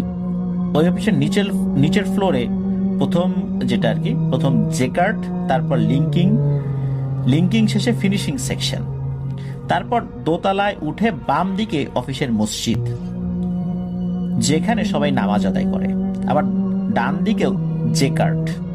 তো উনি থাকবেন ফিনিশিং সেকশনের ভেতরে। তো রাত 11টার দিকে উনি রাতের খাবার শেষ করেছেন, ফোনটা কানে দিয়ে গান শুনছেন। তো ঘড়ির দিকে তাকিয়ে একটা সময় দেখলেন যে রাত 12টার বেশি বেজে গেছে। তখন মানে 1 ঘন্টার বেশি সময় ধরে উনি গানটা শুনেছেন আর কি, যে সবকিছু ঠিকঠাক, সবকিছু স্বাভাবিকই মনে হচ্ছে, কোনো অস্বাভাবিকতা নাই। তো উনি চিন্তা করলেন যাই উপর দিকে একটু ঘুরে আসি। উনি সিঁড়ি বেয়ে উপরে উঠে ডান দিকে জেকার্টের ভেতর যখন যাবেন, তখন হঠাৎ করে চোখ পড়ে বাম সাইডে মসজিদের দরজায়, মানে নামাজের জায়গা যেটা ওখানে ছিল বিল্ডিং এ। তো উনি দেখলেন দরজাটা আপনা আপনি খুলে গেল। তখন ওনার শরীরে একটা হালকা ঝাঁকুনি অনুভব করলেন। উনি ভাবলেন মসজিদের দরজা তো এমনিতেও লক করা থাকে না, হয়তো বাতাসে খুলে গেছে। তো যাই হোক, উনি ওইদিকে দৃষ্টিপাত না করে জেকার্টের ভেতরে প্রবেশ করলেন। তো জেকার্ট মেশিন যেখানে থাকে ওখানে নাকি 24 ঘন্টায় এসি অন করা থাকে মেশিনগুলোকে ঠান্ডা রাখার জন্য। তো ওখানে ঢুকে কিছুক্ষণ এদিক সেদিক হাঁটাহাঁটি করলেন, তারপর অনুভব করলেন যে এখানে বেশ ঠান্ডা লাগছে ওনার। আর এমনিতে ডিসেম্বর মাস, ঠান্ডা তো ছিলই। তো উনি ভাবলেন যাক এবার বের হয়ে ফিনিশিং ফ্লোরে শুয়ে একটা মুভি দেখে আসি। তো উনি যখন সিঁড়ির কাছে আসলেন, তখন উনি অনুভব করলেন ওনার কানে মসজিদের দিক থেকে ফিস ফিস করে কিছু একটা পড়ার আওয়াজ ভেসে আসছে। তো উনি সাথে সাথে মসজিদের দরজা এবং জানালা দিয়ে ভেতরে তাকিয়েছেন, কারণ ওইখানে তো উনি কাছেই ছিলেন আর কি, একদম কাছেই। উনি ওদিকে তাকিয়ে যেটা দেখেন, সেটা দেখার জন্য উনি মোটেও প্রস্তুত ছিলেন না। হালকা ডিম লাইটের আলোতে উনি দেখতে পান যে কাতারে আনুমানিক 25 থেকে 30 জন দাঁড়িয়ে আছে, আর সামনে একজন দাঁড়িয়ে নামাজ পড়াচ্ছেন, মানে একজন ইমাম রয়েছেন, যিনি সবার থেকে লম্বা। বাকি যারা আছেন সবাই আবার এক সাইজের আর কি, মানে একই উচ্চতার, সবার একই ড্রেস, মাথায় পাগড়ি, মুখে দাড়ি, পেছন থেকে দেখছিলেন তো ওরকমটা মনে হচ্ছিল আর কি, আর পাঞ্জাবি জুব্বা পরা। তবে ওরা স্বাভাবিক মানুষের থেকে বেশ লম্বা। তবে ইমাম যিনি দাঁড়িয়েছেন তিনি আবার এদের সবার থেকে লম্বা। উনি যেন মনোমুগ্ধ হয়ে দেখছেন। ওরা যখন সালাম ফিরালো, তখন ওনার ঘোরটা কাটে। উনি ঘড়ির দিকে তাকিয়ে দেখেন বরাবর 1টা বাজে রাত। উনি অবাক হয়ে গেলেন। উনি এইভাবে টানা 40 মিনিট দাঁড়িয়ে আছেন তাদের দিকে। কিভাবে এই 40 মিনিট কেটে গেল উনি নিজেও বুঝতে পারলেন না। উনি কি করলেন, ওখান থেকে খুব সতর্কতার সাথে নিচে নামার জন্য একটা সিঁড়িতে পা ফেলেছেন। তখনই ওনার জুতার একটা টাস করে শব্দ হয়, আর তখনই ওই মসজিদের ভেতরে থাকা অবয়বগুলো একসাথে ওই দিকটাতে ঘুরে তাকায়। আর যখনই ঘুরে তাকায় তখন এই সানি ভাইয়ের মেরুদণ্ড দিয়ে একটা ঠান্ডা স্রোত নেমে গেল। সেই স্রোতটা ছিল ভয়ের স্রোত। কেন? কারণটা হচ্ছে উনি দেখেন ওরা যখন ঘুরে তাকিয়েছে ওদের পা, মুখ এবং হাতের অংশে যেখানে কাপড় দ্বারা আবৃত করা না, ওখানে কিছুই বোঝা যায় না, শুধু একটা উজ্জ্বল আলোর মতো দেখা যায়। মানে একটা আলোর উপরে কাপড় পরানো হয়েছে, জুব্বা, পাগড়ি, এরকম কিছু। ওই আলোটা একটা মনুষ্য অবয়বের মতো, কিন্তু সেটা একটা আলো।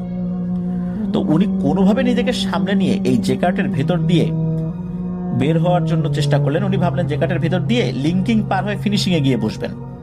তো জেকার্টের ঢুকতেই উনি যেন বাকরুদ্ধ হয়ে গেলেন। দেখলেন জেকার্টের ভিতর কোনো আলো নেই, তবে প্রতিটা মেশিন অন হয়ে আছে। আর মেশিনে কাজ করার সময় এক ধরনের টুট টুট টুট শব্দ শোনা যায়, এটাও শোনা যাচ্ছে।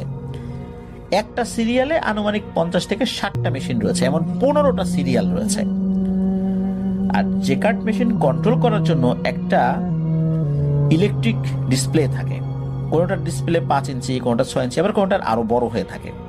ওই ডিসপ্লে থেকে একটা সবুজ আলো আসে। ওই হালকা আলোতে উনি যেটা দেখেন সেটা আরো ভয়াবহ।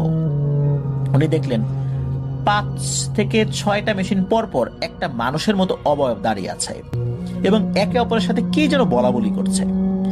এটা দেখার পর উনি যা দোয়া দুরুদ জানতেন সেটা পড়তে শুরু করেন। ওনার কণ্ঠটা যেন আস্তে আস্তে থেমে যাচ্ছে, কণ্ঠ দিয়ে আর কিছু বের হচ্ছে না, কাঠ হয়ে আসছে। যে কাঠের সবাই যেখান দিয়ে হাঁটাচলা করে উনি চোখ বন্ধ করে আল্লাহু আকবার বলে ওই দিক দিয়ে দৌড় দিয়েছেন লিঙ্কিং এর দিকে। তো লিঙ্কিং এ ঢুকতেই শুনলেন একসাথে শত শত মানুষ ফিস ফিস করে কথা বলে, যেমনটা শব্দ ঠিক ওরকম শব্দ। সামনে তাকাতেই নিজের শরীরের শক্তিটা যেন চলে গেল ওনার। উনি দেখলেন প্রতিটা লিঙ্কিং মেশিনে ছেলে মেয়ে উভয় মানুষের অবয়ব স্পষ্ট বোঝা যাচ্ছে। ওনার বুঝতে বাকি রইল না উনি কত বড় বিপদে পড়েছেন। ভাবলেন যেভাবেই হোক ওই ফিনিশিং এর দরজার কাছে গিয়ে পেছনের গেটের সিকিউরিটিদেরকে উনি ডাক দেবেন। যেই না সামনের দিকে দৌড় দিয়েছেন, পাশেই একটা লোহার ট্রলিতে সজোরে ওনার পায়ের বৃদ্ধাঙ্গুলে আঘাত লাগে। উনি লক্ষ্য করলেন আঘাতের শব্দে সবাই একসাথে উঠে দাঁড়ালো। আরো লক্ষ্য করলেন উনি জোরে দৌড়ে যাচ্ছেন আর ওনার পা ঠিক যেই জায়গায় পড়ছে ওখানে 4 থেকে 5 জন করে অবয়ব হুমড়ি খেয়ে পড়ছে ওই ফ্লোরের উপরে। মনে হচ্ছে ওখানে কোনো একটা খাবার আছে, সেটা খাবে, কিন্তু তার উপর আক্রমণ করছে না। যাই হোক, কোনোভাবে ফিনিশিং এ কাছে উনি চলে আসেন, যেখানে ওনার ব্যাগ আছে ওখানেও চলে আসেন। আর পায়ের নিচে পিচ্ছিল কোনো কিছুতে উনি পড়েও যান। পায়ের দিকে তাকাতেই উনি দেখেন ওনার পায়ের যে বৃদ্ধা আঙ্গুলটা ওটা খুব বাজেভাবে কেটে গেছে এবং ওই দিক দিয়ে খুব বেশি করে রক্ত বের হচ্ছে। পা সম্পূর্ণ রক্তে ভিজে আছে।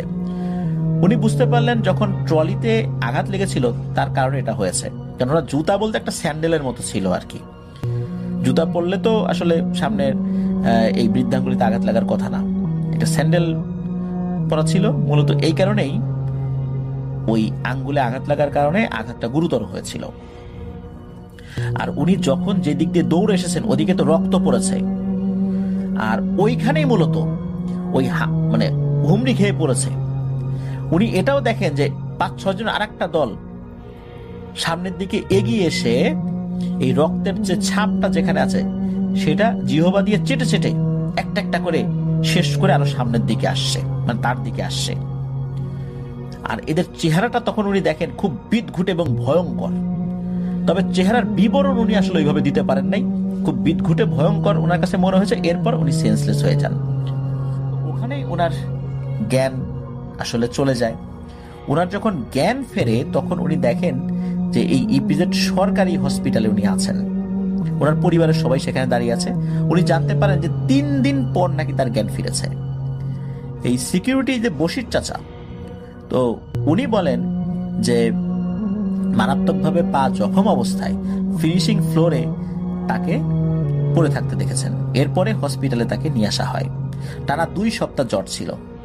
এরপর একজন হুজুরের কাছ থেকে উনি পানি পরানেন, ঝাড়ফুঁক করান। আল্লাহর রহমতে উনি সুস্থ হয়ে গিয়েছিলেন, তবে ওখানে উনি আর চাকরিটা করেন নাই। তো এটাই ছিল ঘটনা।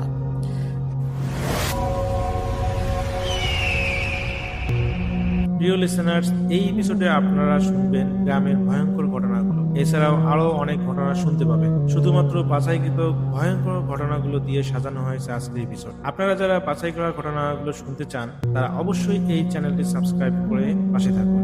আর ইতিমধ্যে যারা সাবস্ক্রাইব করেছেন তাদেরকে জানাই অসংখ্য ধন্যবাদ। এই চ্যানেলে অসংখ্য ঘটনা পাবলিশ করা আছে, আপনারা চাইলে সেই ঘটনাগুলো শুনে আসতে পারেন। আমরা প্রতিদিন রাত 10টায় এই চ্যানেলে নতুন নতুন ঘটনা পাবলিশ করি। তো চলুন আজকের ভিডিওতে যে ঘটনাগুলো শেয়ার করেছি প্রথম থেকে শেষ পর্যন্ত শুনে আসি।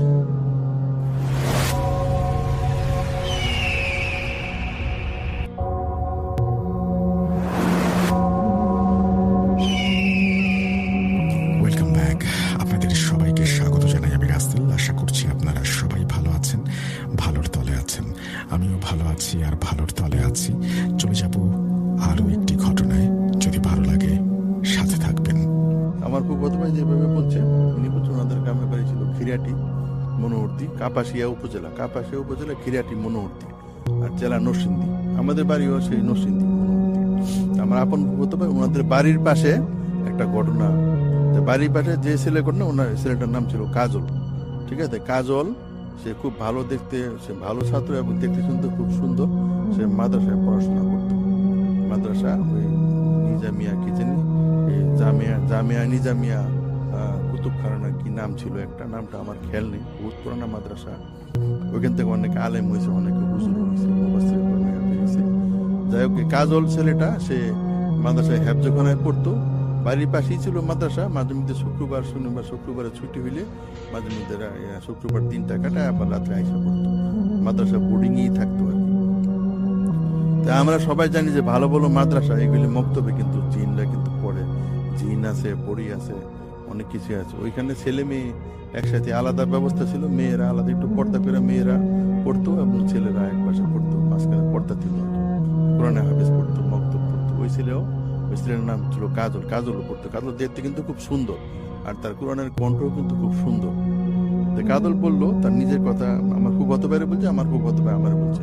কাজল বলছে আমার ফুফাতো ভাইকে, ফুফাতো ভাই আমার বলছে। সেই হিসেবে ঘটনাটা শেয়ার করছে।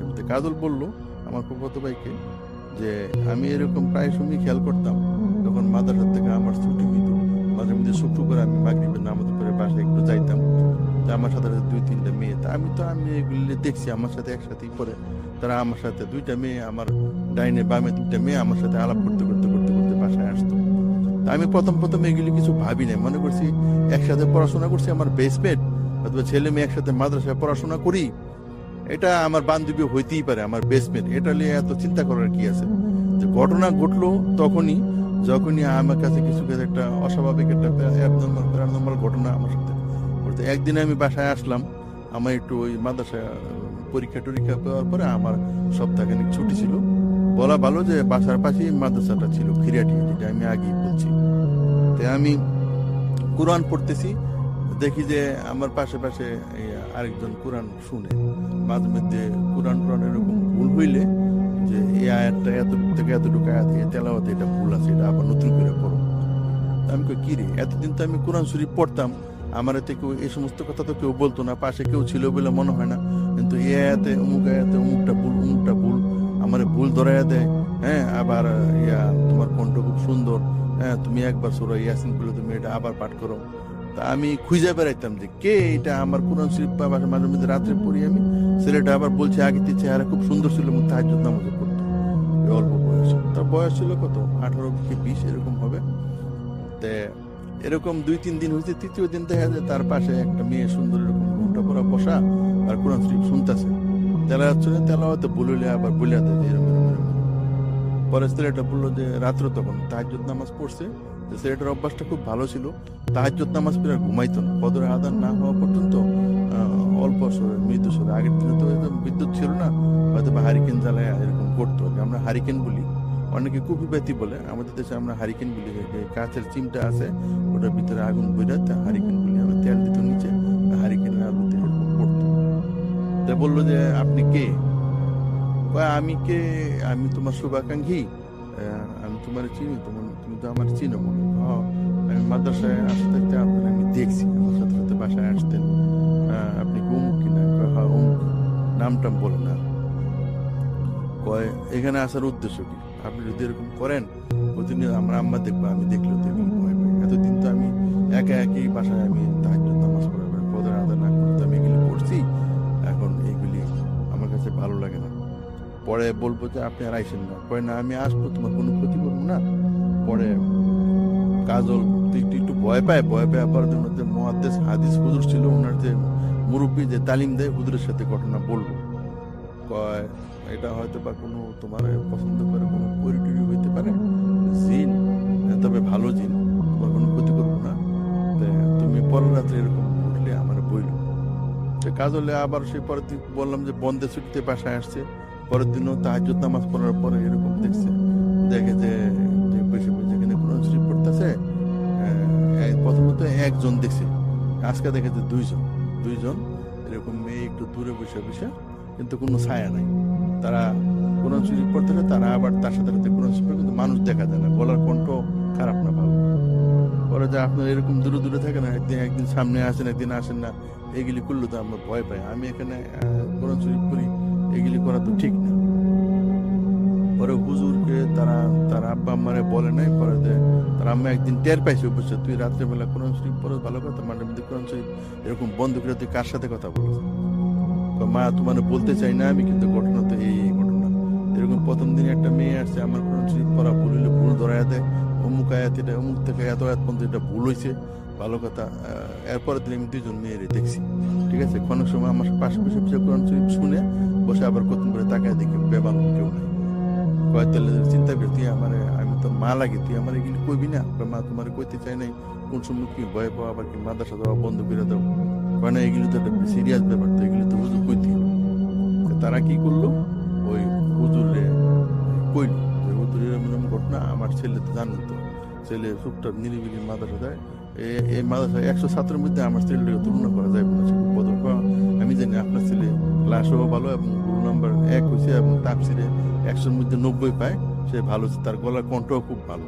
এই কারণে হয়তো বা দুইটা মেয়ে মনে হয় সম্ভবত করি, তারা তারে দূরের থেকে তারে ফলো করে এবং দুইটার থেকে একটা তারে পছন্দ করে অলরেডি।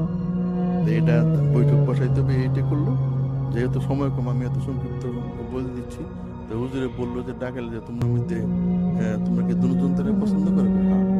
দুইজন পছন্দ করলে তো হইব না, কে বেশি পছন্দ করো? একটা পরি বললো যে আমি পছন্দ করি।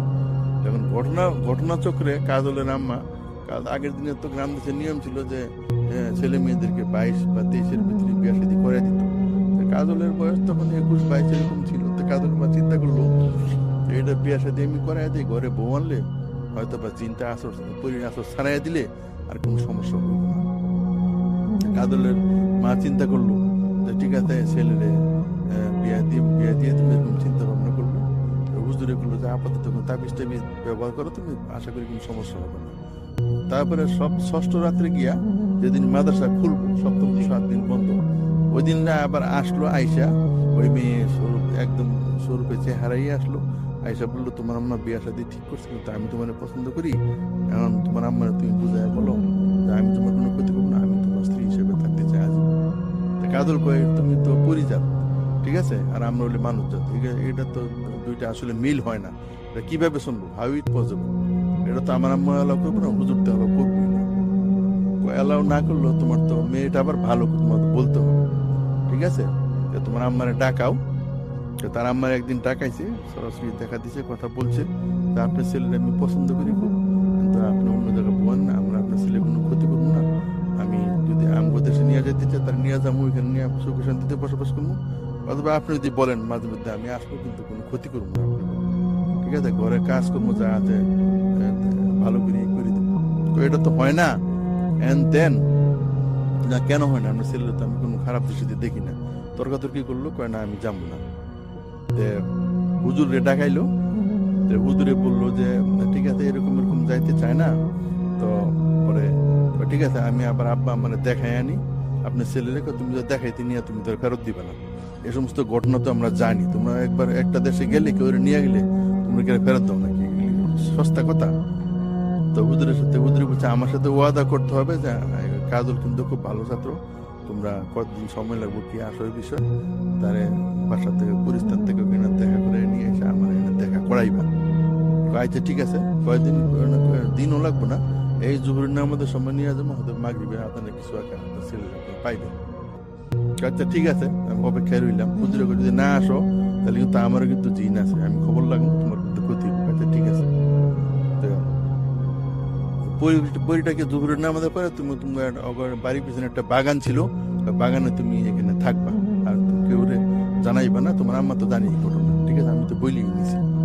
থাকবা, তোমার সাথে একটা গামছা থাকবো, পাঞ্জাবি টুপি পাঞ্জাবি পায়জামা পরো, আর যায় নামাজ তুমি তো যেটা নামাজ পড়ো, তুমি যায় নামাজ তোমার সাথে তুমি নিয়ে নিও, এই আর কি। আমি আসবো সময় মতো। তো কতক্ষণ পরে দেখা যায় একটা বাগানে বসে রয়েছে, এরকম ঠান্ডা বাতাস, এরকম জ্বর হওয়ার মতো বাতাস, তারপরে মেয়েটা আসলো।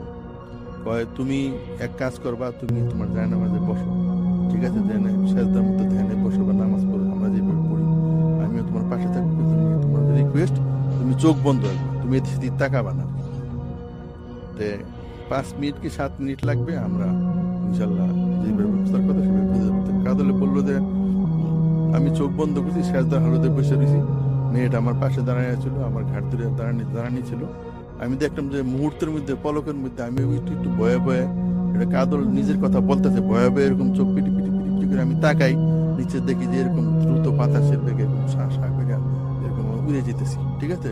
যেটাকে বলা হয় যে ম্যাজিক্যাল কার্পেট, যেটাকে আমরা বলি আর কি, ম্যাজিক্যাল কার্পেট মানে জাদুর জায়নামাজ, ঠিক আছে, কার্পেট এরকম উড়ে উড়ে আলিফ ফেলে আমরা দেখছি অবশ্য, আমি এরকম উড়ে উড়ে যায়, এরকম অনেকটা সেরকম।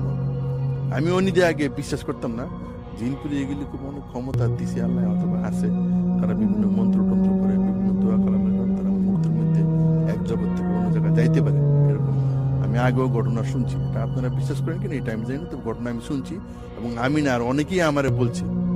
ভূতের এখানে যারা আসে আগে উপরেও হয়তো বলছে এটা ঘটনা কিন্তু সত্য, ঠিক আছে। মুহূর্তের মধ্যে তারা কোন জায়গায় যায়, গিয়ে দেশ থেকে মিষ্টি নিয়ে আইসা পড়ে, ঠিক আছে, বাজারের থেকে আইসা পড়ে, এগুলি তারা পারে, ঠিক আছে, এগুলি তাদের ক্ষমতা আছে। যাই হোক, গেছে, যাওয়ার পরে ওখানে তার আব্বার কাছে নিয়ে গেছে, তুই এই মানব জমিন মানব সন্তান, এটা তুই কেন আনছো এখানে, তো তুই পছন্দ করলেই হইব, তোর বয়স তো মাত্র কম, এর বয়স তো 22-23, তাদের সমাজ অনুযায়ী তার বিয়ার বয়স। এখন কইতেছে যে কাদলে বলতেছে যে আপনার মেয়ের বয়স কত, 800 বছর। কাদলের মাথায় হাত দিছে, 800 বছর এখন আপনার মেয়ে ইয়া হয় নাই, সাবালক হয় নাই, তাহলে কেমনি কি বাবা, আমগো দেশে এক একটা জিন কম 2000, 2500, 3000, 3500 বছর পর্যন্ত বাঁচে। 800 বছর বয়স হইলে তোমাদের এখানে যে 22 বছর যেটা তোমরা বিয়ে শাদী করাও বা করে অনেকে, 25 বছরের মোটামুটি সাবালক, আমি এখানে 800 বছর মানে সে তার বয়স হয়েছে 12 কি 13, এখনো সে ষোড়শী বা ষোড়শী কন্যা হয় নাই, অষ্টাদশী পরে নাই, 16তে ষোড়শী বলে, 18কে অষ্টাদশী বলে। 800 বছর হয়ে গেছে গা, এখনো কি জিনের সংখ্যা অনুযায়ী বলতে যে আমার মেয়ে নাবালক, তার মানে 1000 বছর বা 1200 বছর হইলে সে সাবালক হইব, তারপরে তাহলে কিভাবে সম্ভব? এটা সম্ভব, এটা কোনো ব্যাপার না, ওয়েট করতে। আমার ছিল 800 বছর, এই তো কিছুদিন পরে সে 900 করলে আমরা এটা বিয়ে দিতে পারি, আমাদের এখানে নিয়ম আছে, আমাদের জিনের নিয়ম আছে, তারা দেয়।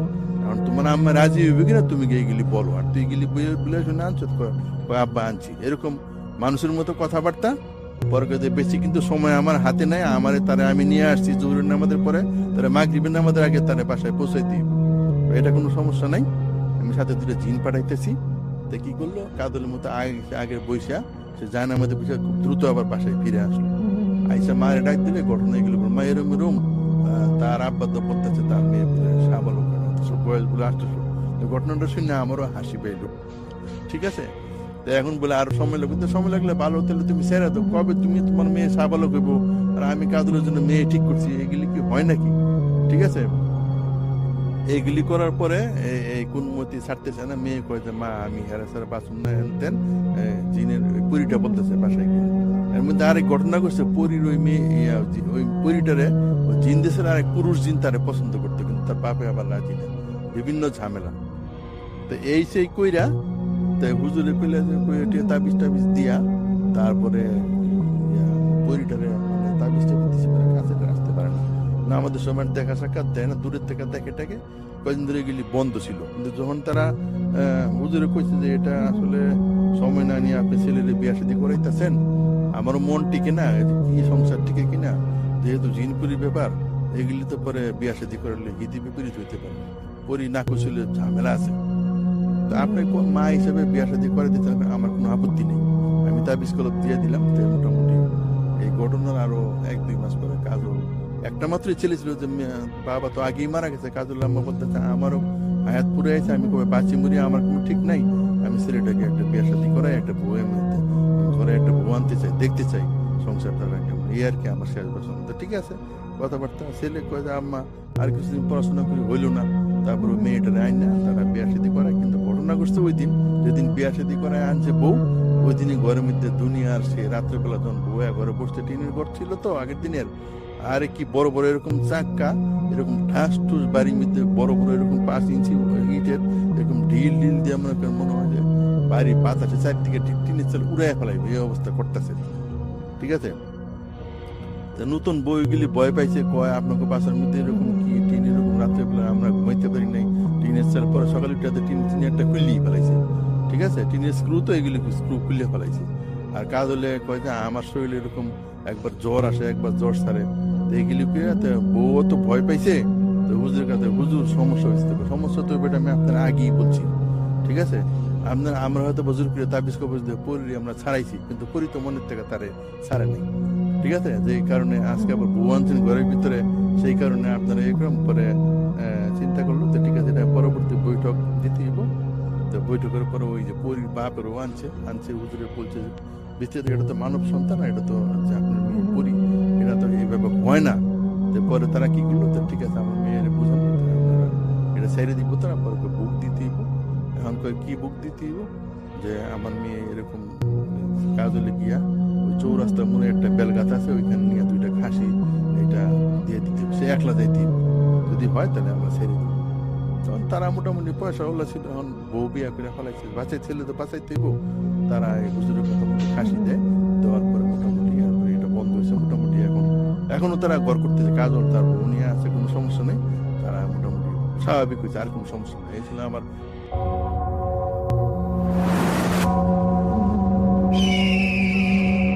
ওয়েলকাম ব্যাক, আপনাদের সবাইকে স্বাগত জানাই আমি রাস্তেল। আশা করছি আপনারা সবাই ভালো আছেন, ভালোর তলে আছেন, আমিও ভালো আছি আর ভালোর তলে আছি। চলে যাব আরো একটি ঘটনায়, যদি ভালো লাগে সাথে থাকবেন। আমি যে ঘটনাটি বলবো এটা একটা ট্রাক ড্রাইভারের ঘটনা। এটা আর কি আমার ভাইয়ার মুখ থেকে শোনা। তো চলুন সরাসরি ঘটনায় যাওয়া যাক। ওই ঘটনার সময়কাল তখন প্রায় রাত 2:45 বাজে। শীতের কুয়াশায় চারপাশে সাদা ধোঁয়ার মতো ঢেকে গিয়েছে আশেপাশে। ট্রাক ড্রাইভার আমার ভাইয়া পেশায় অভিজ্ঞ, কিন্তু জঙ্গলের ভিতরে 7 নালা কুয়াশার রোড সে এসে কখনো রাতে একা যেত না, কারণ এই রাস্তা নিয়ে বহু ধরনের ভয়ঙ্কর গল্প শোনা যায়। রাত হলেই নাকি রাস্তায় মানুষ নেই, কিন্তু ছায়া আছে, মানে ঘুরপাক খায়। কিন্তু সেদিন সন্ধ্যায় মাল আনলোড করতে দেরি হয়ে গিয়েছিল। তার মাঝরাতেও তাকে সেই জঙ্গল পেরিয়ে ফিরতে হচ্ছে। মাল খালাস করে ফেরার সময় যে পাহাড়গুলো দেখছিল, ওই পাহাড়গুলো শুধু বলছিল, ভাই আজকে ওই রাস্তা ধরে যাবেন না, আজ রজবের দিন, মাহে রজবের রাত, শুনেছি আজকে জিন্দারা নাকি বের হয়। মাহবুব হেসে উড়ে দিয়েছিল, জিন্দা আবার রোড ব্লক করে দেবে নাকি জিন্দা হয়ে। সে জানতো না এই হাসিটাই তার জীবনের শেষ অস্বাভাবিক বা স্বাভাবিক মুহূর্ত। রাতের কুয়াশা ট্রাকের আলো গিলে নিচ্ছিল এবং হঠাৎ ট্রাকের সামনে একটা সাদা কুয়াশার শরীর দ্রুত ছুটে গেল। মাহবুব ভাইয়া তখন আমাকে বলল সে চমকে ব্রেক চাপছিল এবং সাথে সাথে গাড়িও থেমে গিয়েছিল। কিন্তু আশ্চর্যের বিষয় হলো রাস্তার উপর কিছুই নেই, ইঞ্জিনও বন্ধ হয়ে গিয়েছিল। তখন নিঃশব্দ হয়ে গিয়েছিল চারপাশে। দূরে শুধু শিয়ালের ডাক আর বাতাসের পচা মাংসের গন্ধ আসছিল।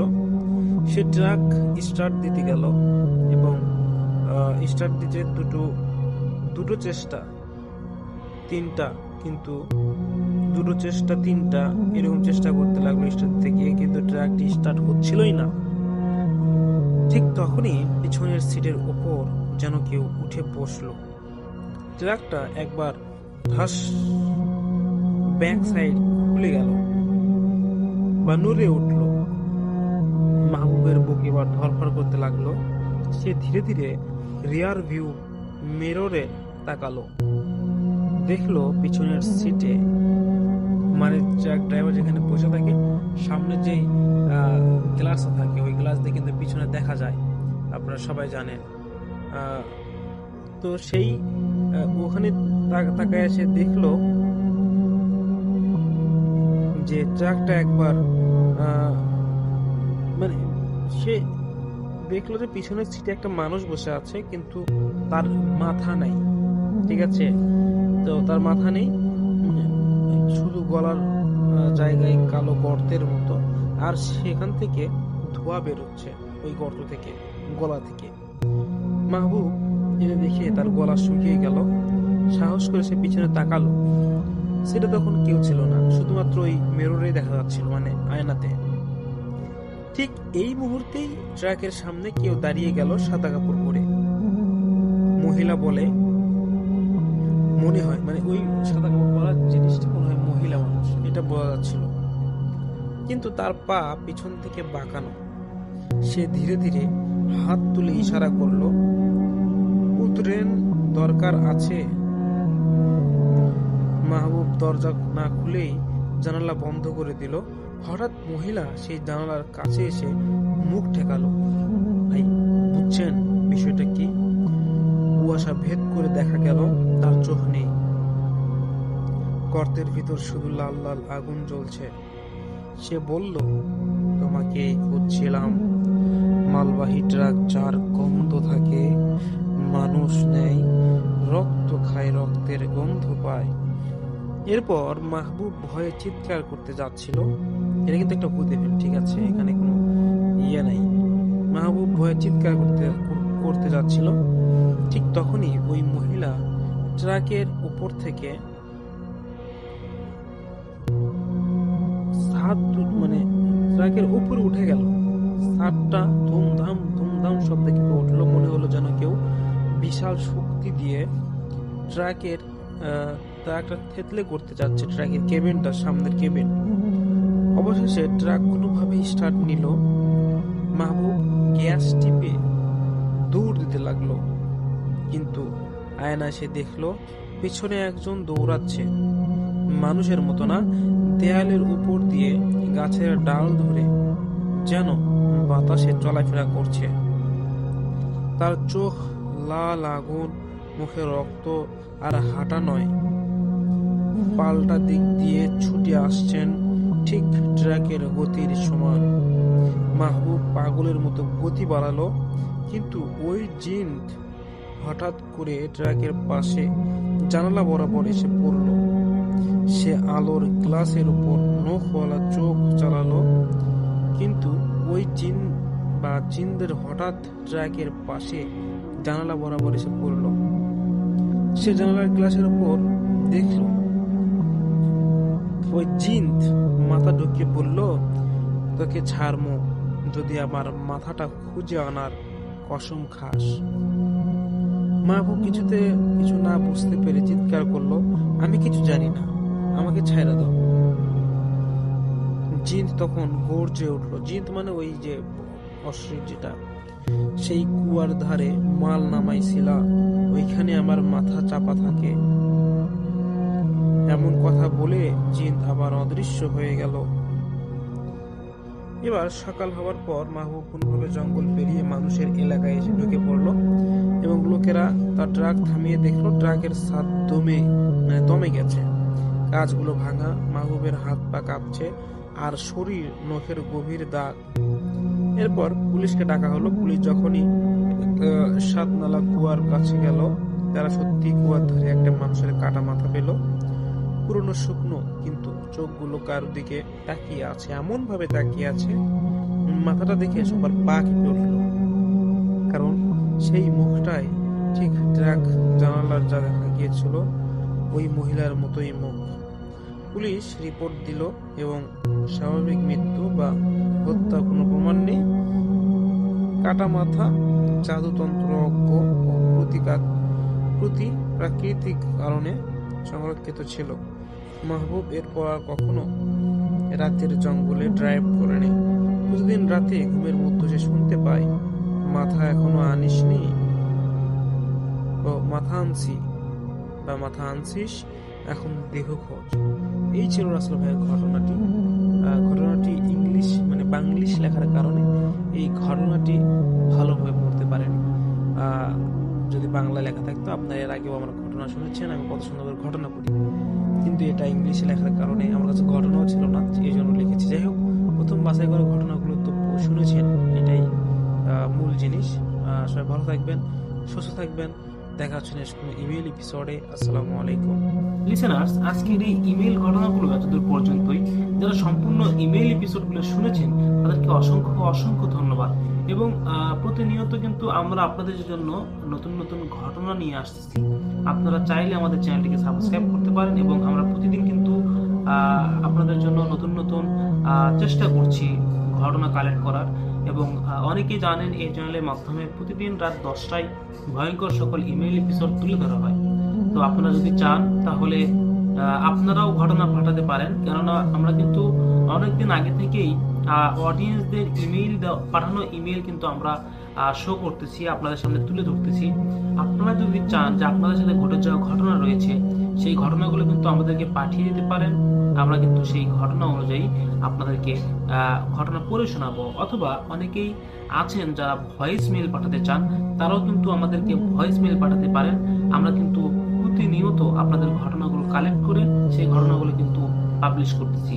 যাই হোক, যারা প্রতিদিন ভালোবাসেন, আবারও বলবো এই চ্যানেলকে সাবস্ক্রাইব করবেন, কেননা সর্বপ্রথম বাছাই করা সকল ভয়ঙ্কর ঘটনাগুলো এই চ্যানেলের মাধ্যমে বা এই চ্যানেল থেকেই পাবলিশ হয়। সবাই ভালো থাকবেন, সুস্থ থাকবেন। দেখা হচ্ছে নেক্সট কোনো ইমেল এপিসোডে বা ভৌতিক আর্টিস্টদের ঘটনা নিয়ে।